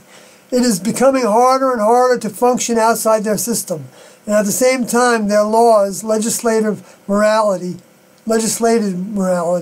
seem to drift further from God's law all the time. It has become to the point where it's hard to see any real difference between government and religions, since both feel they know best what is right conduct and what is wrong conduct.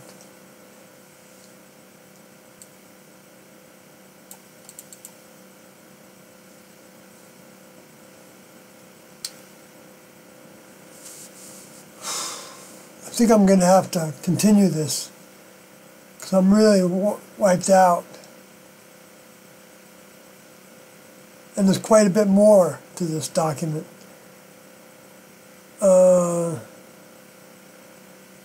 And I'm definitely going to go through the rest of this tomorrow. I'm just going to quickly visit the chat room before I close for the night. But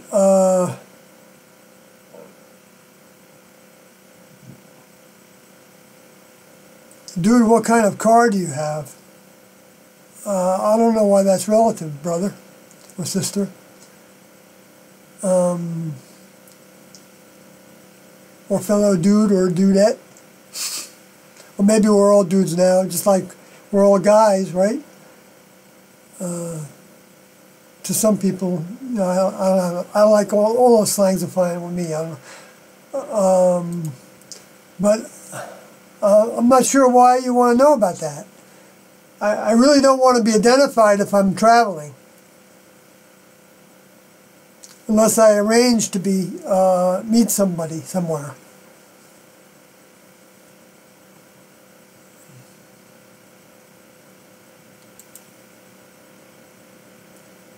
And then Kelly also said, did you play instruments back when you were in the group with T and Do?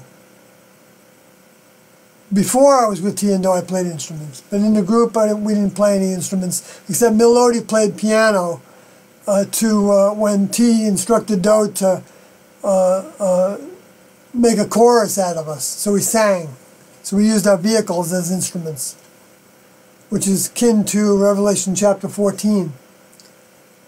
What do you think of Jim Jones? I think he was under the influence of a Luciferian space alien fallen angel soul.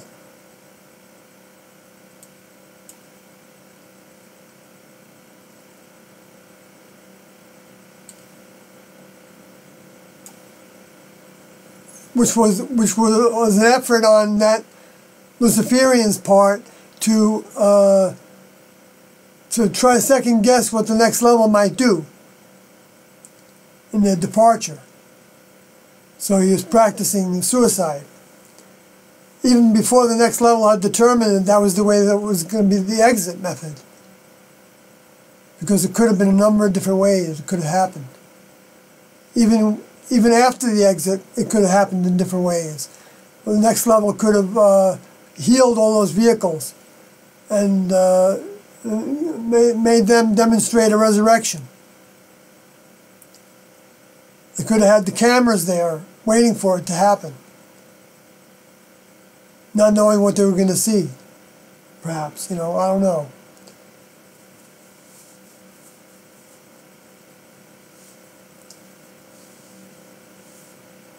I mean, I can go through a lot of scenarios.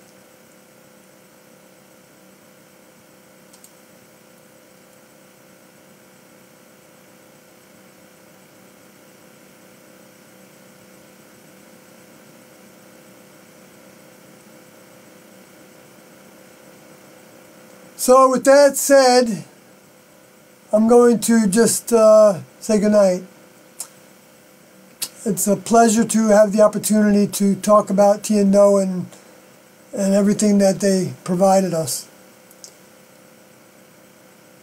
Good night.